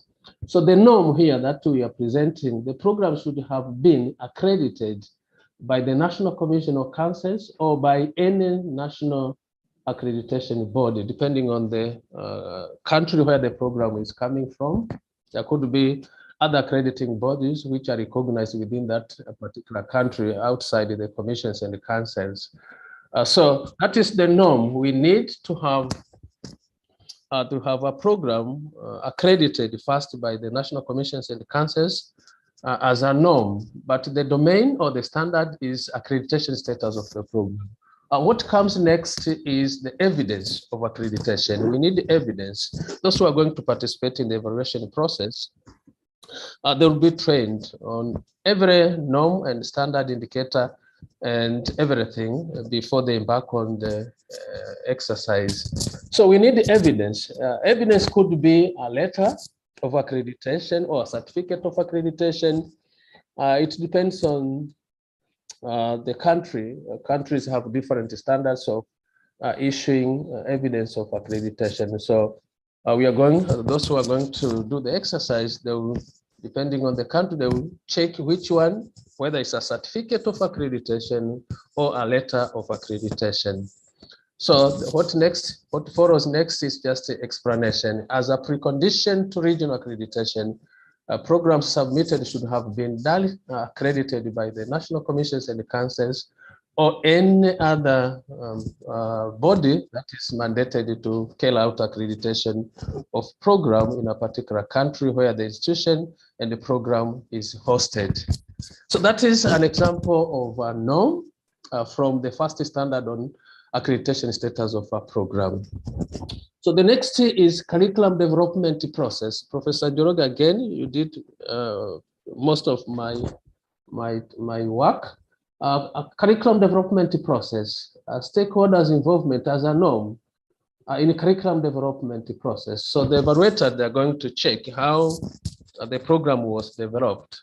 Specifically on this particular the particular norm, we want stakeholders' involvement in the development process of the curricula. We will see shortly the process of establishing these norms, how we arrived at these norms. We did a mapping of norms and standards from the region and the other best practices, and then we arrived at the proposed norms, or the norms which of course have been already approved by the relevant body at Iucea. So the indicator here, we need a needs assessment or market survey report. As we all know, it's almost impossible of recent to have a program accredited, even at our national commissions and councils, to have a program accredited without the university submitting a needs assessment or a market survey report. This is specifically for a new program, a program that has been running and it's been submitted for reaccreditation. Normally we require a tracer study reports and stakeholders engagement reports. So for a new program, we need a needs assessment or market survey report. So the university has to provide this information as an indicator. And then the explanation is survey is conducted, listing information from key stakeholders associated with the program. If you allow me, I wanted to clear to make myself clear here, stakeholders associated with the program. Not every stakeholder can provide use of information during the development process of a curriculum. So we need to have market survey or needs assessment reports reflecting information from the relevant stakeholders or the relevant industry for the proposed program. Oops. Dr. Ine, my slides are not moving.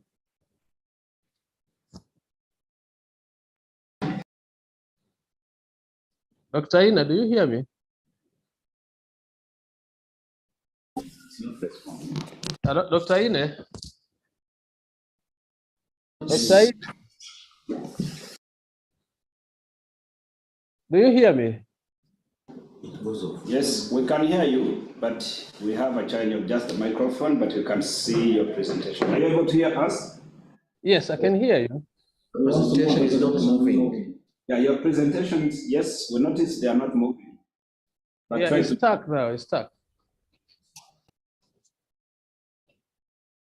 Okay, you can stop sharing and share it again. Oh, okay. Okay. And now you can move, apparently.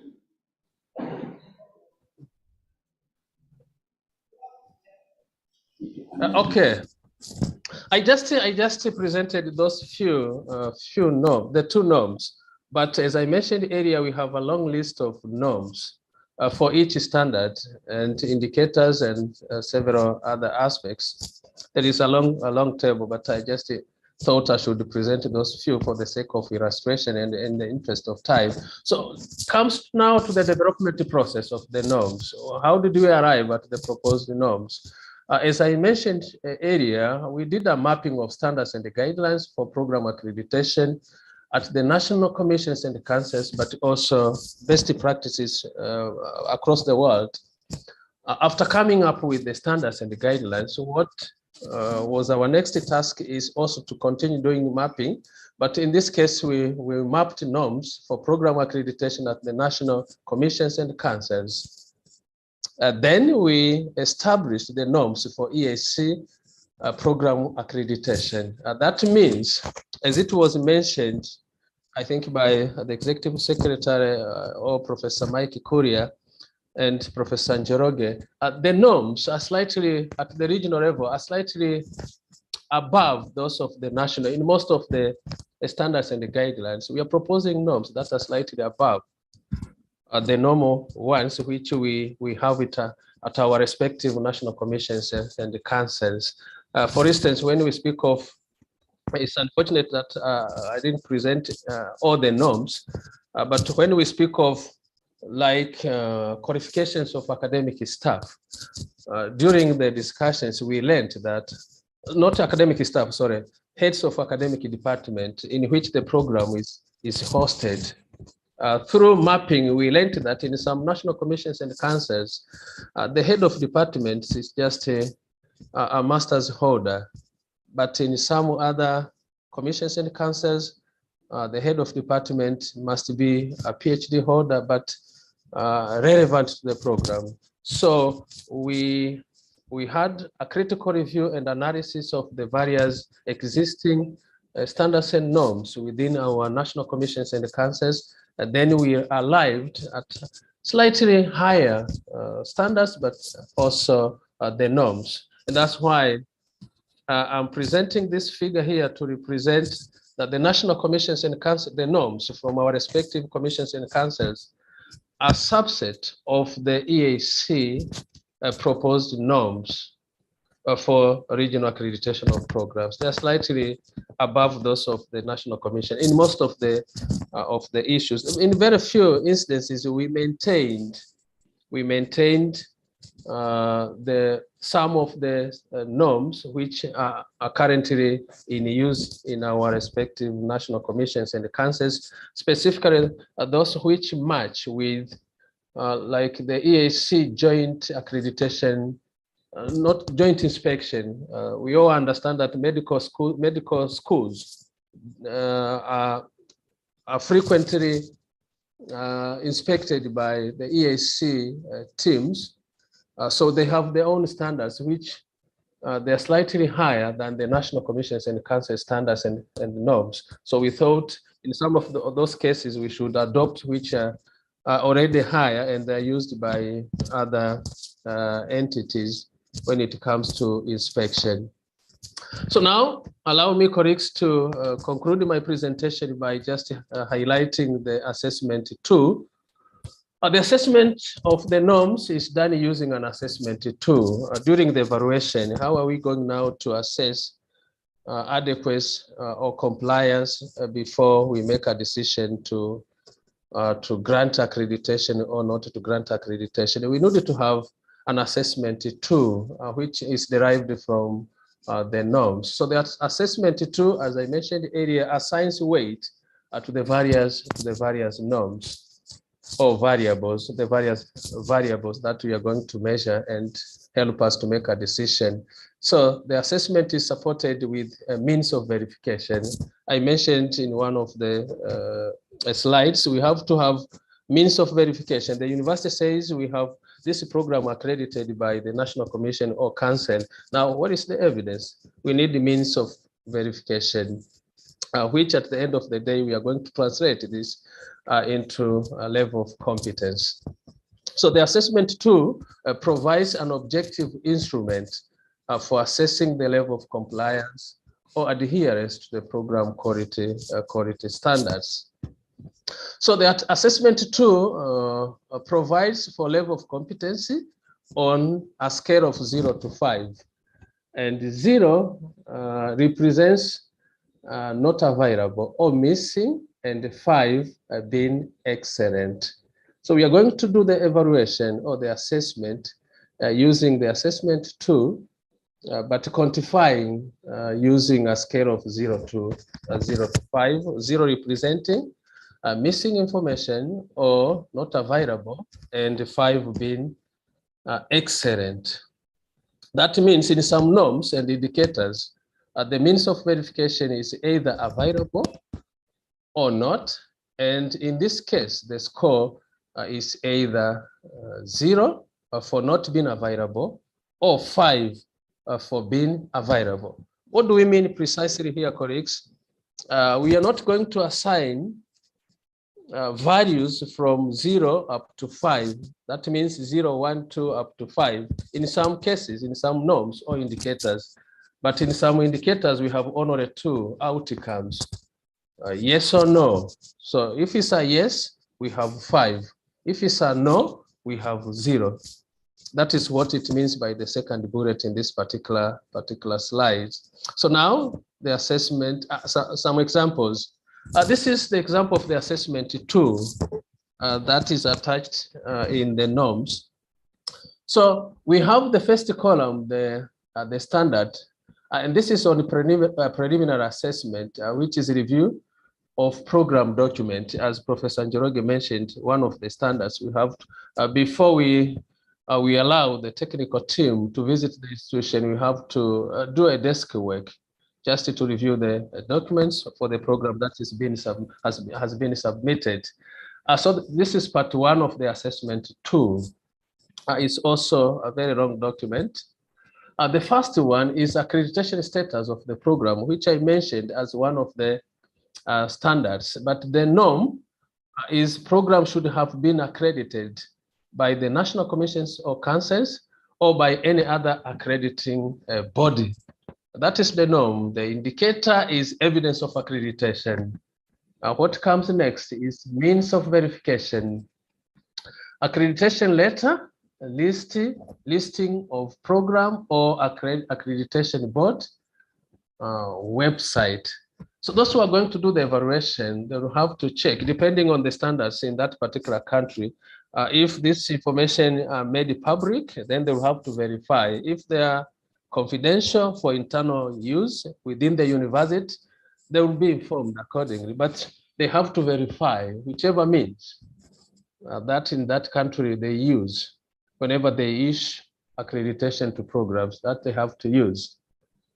Now, what comes next now is the level of competence, which we mentioned earlier, starting from 0 up to 5. 0, if in this case, for instance, 0, we are going to score 0 if there is no evidence. If there is no evidence of accreditation. And 5, if there is evidence. The comment here is availability of accreditation is score 5 and not available score 0. Although there are 5 levels here, but the outcome are either yes or no. We are not going to score 1, 2, or 3, or 4. We have only 2 mutual exclusive outcomes here, either 0 or a 5. Mutual exclusive in the sense that if the score of 0 precludes or excludes the score of 5, and vice versa. Once you score 5, it means there is no possibility of scoring 0. That's what we mean by mutual exclusive outcomes. It's either 0 or a 5. So the next indicator here, by the way, for some norms, we have more than 1 indicators, and therefore more than 1 means of verification and more than 1 scores, which we are going to score. So for this particular standard on accreditation status of the program, we have the next indicator is evidence of recent audit of the program. In most of the curricula that we accredit in our national commissions and councils, there is a monitoring and evaluation process that has to take place immediately the program is accredited. The evaluators, they're going to check whether there is evidence of recent audit of the program. So the means of verification is going to be a program audit report that the university has to provide. And the comment is the score is either 5 for available and 0 for no evidence of audit report. The next is on the curriculum development process. The two standards and norms which I presented earlier. The norm here is stakeholders' involvement in the curriculum development process. Then the indicator is a needs assessment or market survey report. And this is specifically for a new program. When the program was being developed, the needs assessment report or market survey report. Then the means of verification is evidence provided in the form of an assessment or market survey report. We want the university submitting the program for regional accreditation to provide these reports, either market survey or needs assessment report. Then here we also have two mutual exclusive outcomes. It's either 0 or not. So we are going to score 5 if the report is available, or 0 if there is no report. That means because we are considering a program that has already been accredited at the National Commission and the Council, probably during the accreditation process at that level, at the national level, the program, there was no need for market survey. But when it comes at the regional level, we need that information. If the university doesn't provide, then we are going to score 0, which means the university is going to be penalized by missing this particular report or this particular information. Then again, on the second standard and norm, we have another indicator. This is evidence of participation, that is signed attendance list and approved minutes of stakeholders who participated. The norm is, remember the norm is on stakeholders involvement. When we engage stakeholders in curriculum development, well, we normally take attendance list and sign minutes, what transpired, what took place during the discussions. So there must be minutes. So the evaluators are going to check whether indeed the means are available or they are not available as means of verification for stakeholders' involvement in the development process. But the means of verification, as I said, signed attendance list and approved means provided. Again, the score here is going to be either 0 or 5. Mutual exclusive. No scores in between, like 1, 2, 3, and 4, because we are only looking at whether the means are available or they are not available. So 0 or 5. So colleagues, in the interest of time, I thought I should just highlight this for the purpose of illustration. There's a few norms and the standards. Having said that, I beg to submit. Thank you for your kind attention.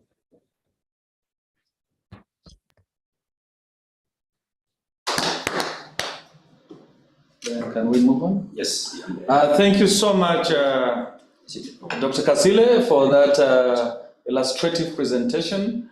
You have brought it home in the context of how do we unpack the standards and how do we ensure that we have an objective measurement that will take place. And I think there are so many other questions and clarifications that people have put on the chat. You will take time after having a bottle of water to cool down to go through those charts and respond to some of them. Colleagues, I see that we have overshot our time. I apologize for that, and we should be able to bring this to an end very fast. In any case, I don't expect us to go more than 10 minutes from now. But I will request our presenters. Professor Mike Kuria has stepped out and he has tried to respond to a number of your clarifications and questions in the chat. I hope you have taken note of that, but we'll still continue having this kind of engagement, and the Iucea Secretariat team will always be available to respond to a number of issues that you may raise. But also importantly, I think it will be fair that we have the two presenters who are here. We give them 2 minutes each to quickly ruffle through some of the issues that you may need clarifications on. But before Professor Njoroge come in, we have participants who have joined from Francophone countries outside the East Africa community, who have joined in from West Africa. I've seen a participant who has joined in from North Africa, and also we have participants who have joined in from outside Africa.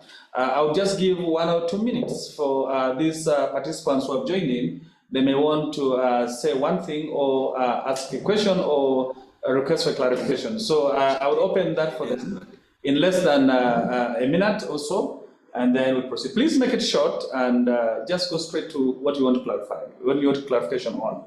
Over to you. Anybody, any participants from outside East Africa community? You have to raise their hand. You could raise your hand so that we can pick on you. Yes, I see Jeremiah Gombe. Yes, Jeremiah, please unmute and the floor is yours. In less than a minute, please. Thank you so much, Chair. I hope I'm audible enough. Yes, you're loud and clear. Jeremiah, proceed. Thank you. I'm from Malawi, from the Lilongwe University of Agriculture and Natural Resources.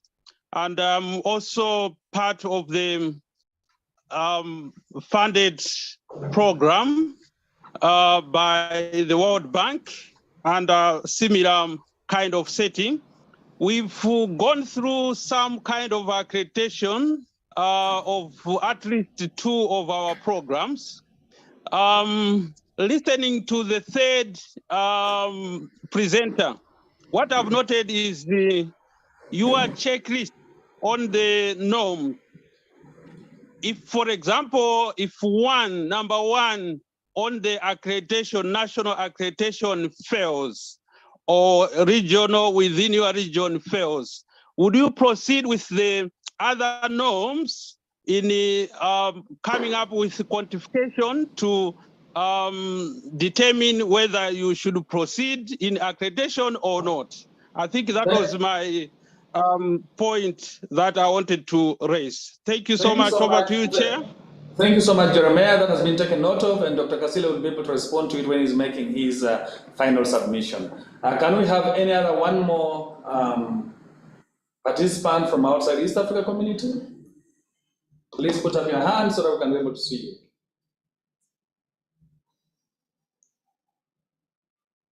Okay, I think the rest have posted into the chat. I now give opportunity to Professor Njoroge to quickly run through some of the issues that were thrown to you in maybe less than 2 minutes. Prof, over to you. Thank you very much, Dr. Aine. There were quite a number of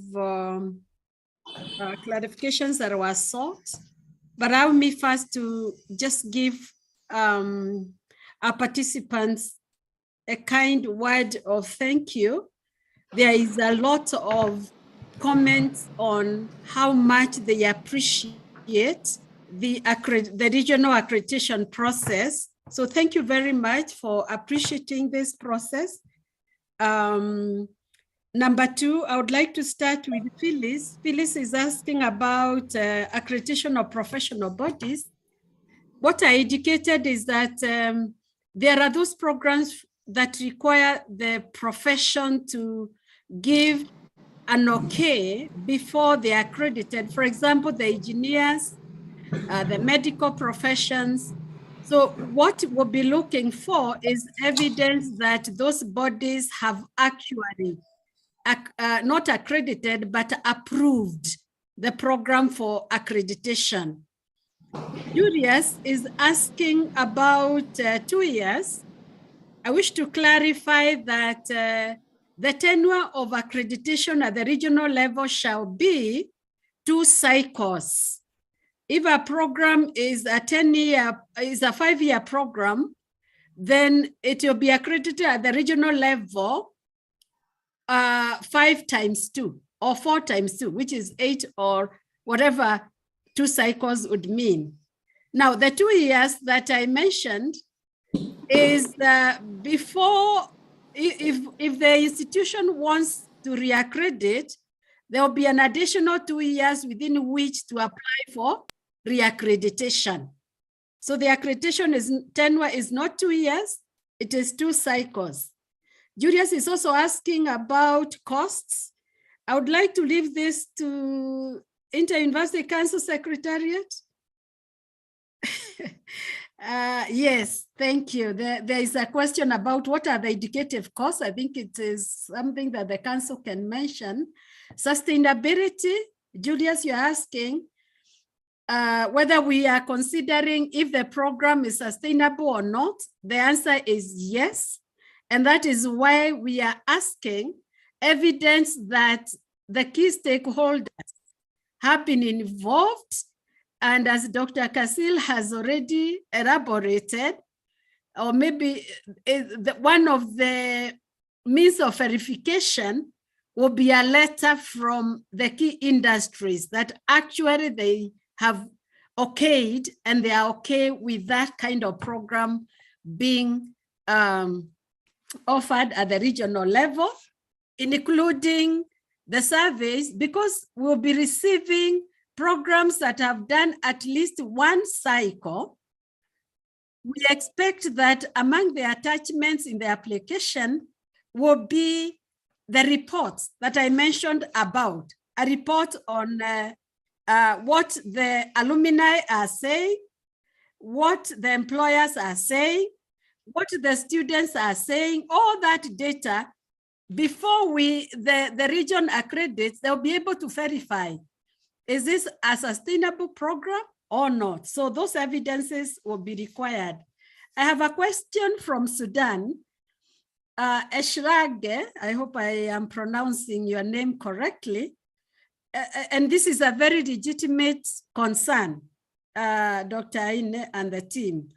The question is that there is no an accreditation body in Sudan.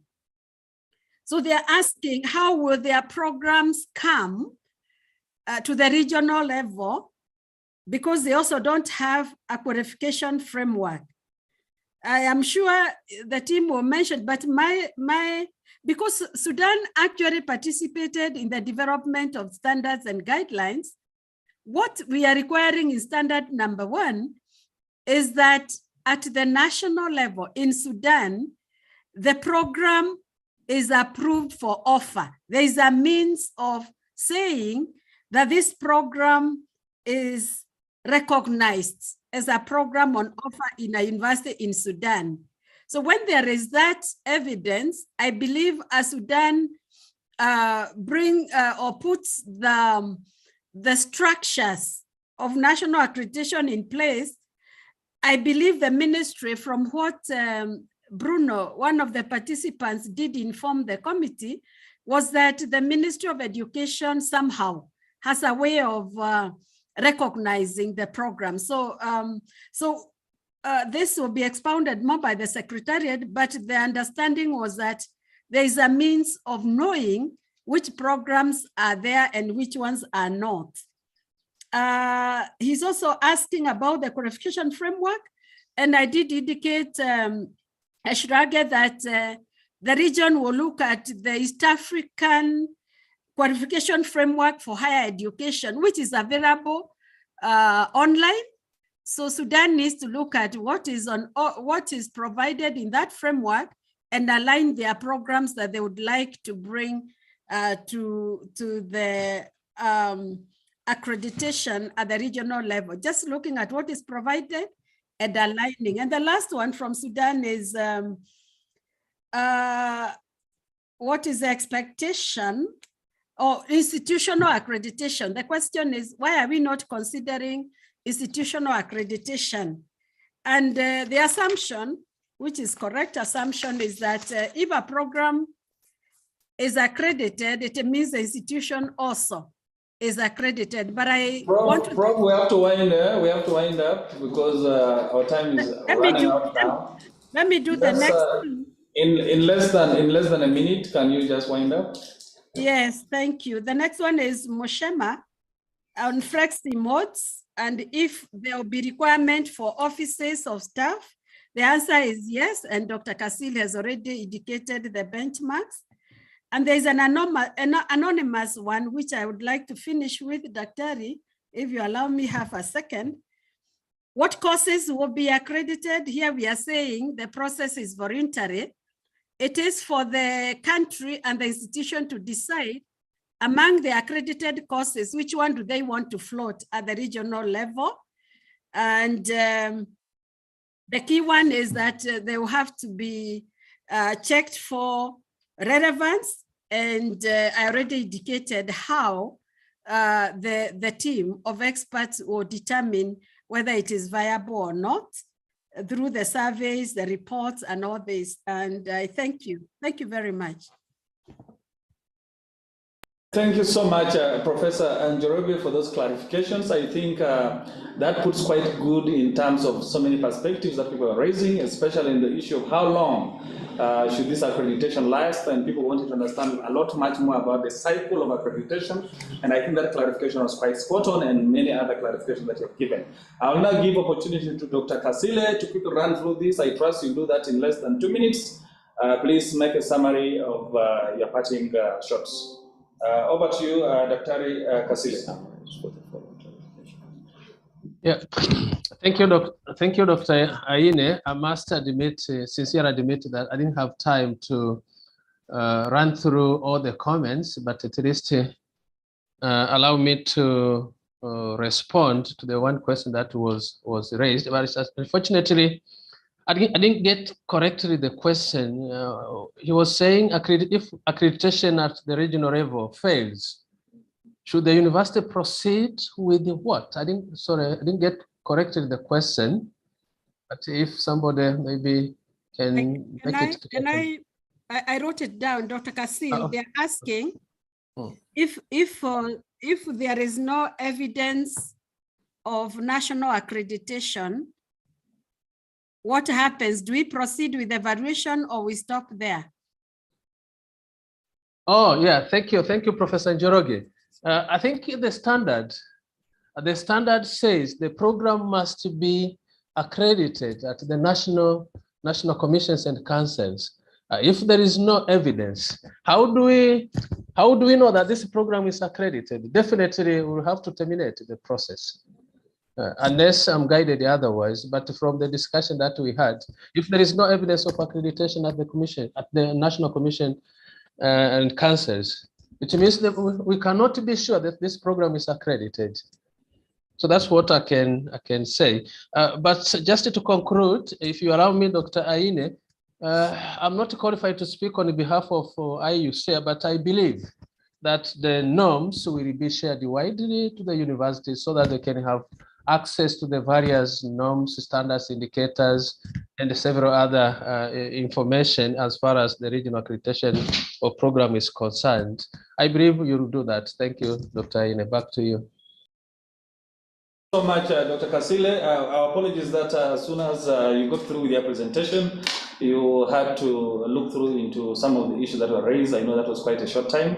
But also to re-echo what you have said, yes, the norms, the standards will be widely circulated to all institutions to be able to get it so that you can abreast yourself with it before you make any submission of your programs for accreditation. We shall also share the same with all the commissions and councils so that they have these standards with them. Allow me now, colleagues, to say thank you so much, all the presenters, for making a very good presentation. We now move towards the end of our webinar. And I will now call upon Professor Mawa Michael to be able to say one or two things, and then we will welcome in the Deputy Executive Secretary to close. Over to you, Professor Mawa.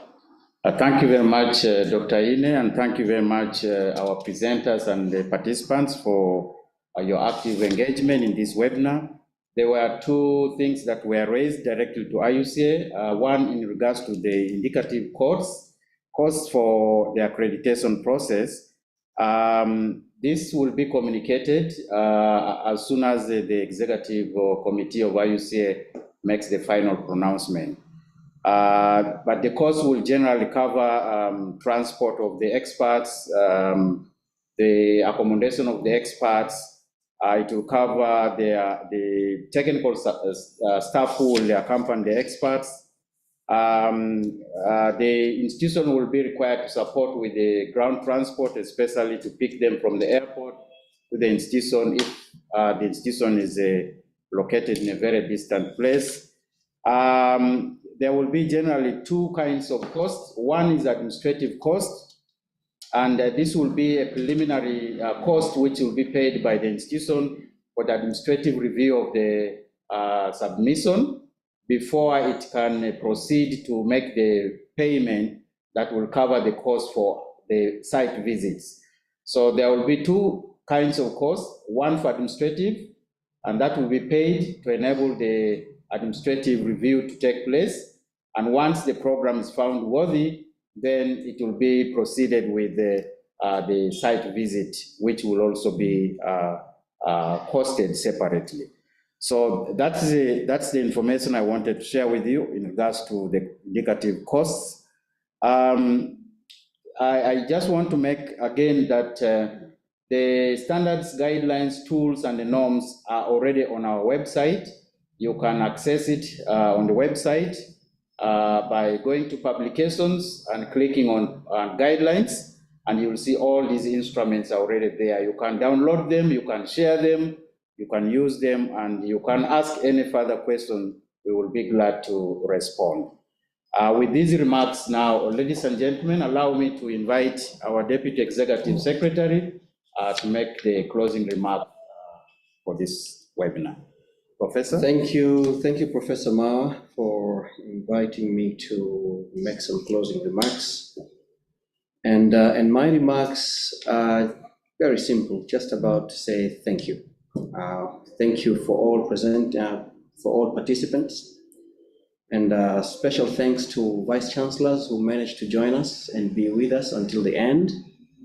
Facilitators, you've done a great job. Thank you very much. We've heard from Professor Njoroge and from the chat that people are very much appreciating what you have presented, in addition to the whole initiative of regional accreditation of the program.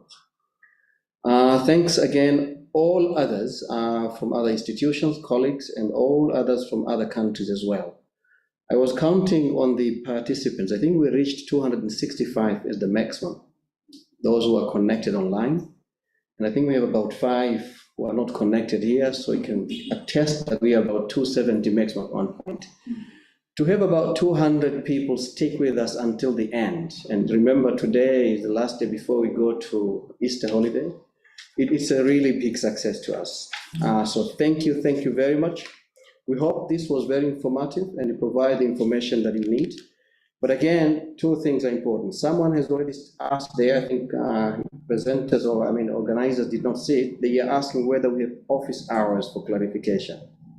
We have our officers available. I suggest to share your contacts, email addresses, and then they can engage with you, either through emails or through visits. Anytime, colleagues, you are invited to come here for seek clarification, but again, we can do that online or by email. Well, I think this is almost the first time we're doing webinar.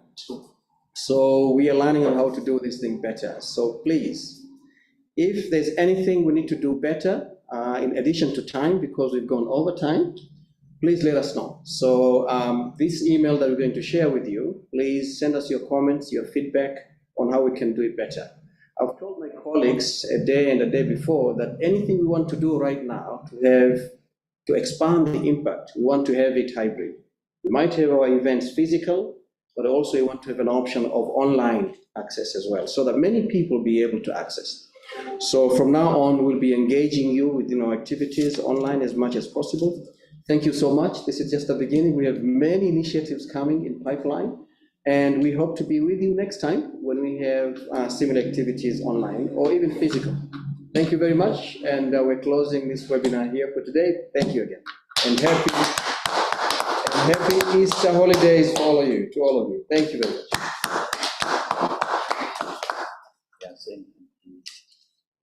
Thank you. Thank you. Thank you. Sudan. Thank you. Thank you. Bye. Thank you Thank very you. much. Bye-bye. And bye-bye. Happy Easter. Bye-bye. Bye-bye. Bye-bye. Bye-bye. Thank you. Bye. Thank you for. Yes, sir. Bye-bye. Bye-bye, colleagues. Ben, please have a cup of tea on me. Eh? I have a cup. Have a cup of tea on me. I have a cup. On his bill. On his bill. Have a cup of tea on me, man. That was great. Okay, thank you. All recordings available on YouTube. If you type iucea.org/live, you will always be following us live. Also, Robert will send you for all this. Thank you very much. We'll all receive presentations. We can handle that.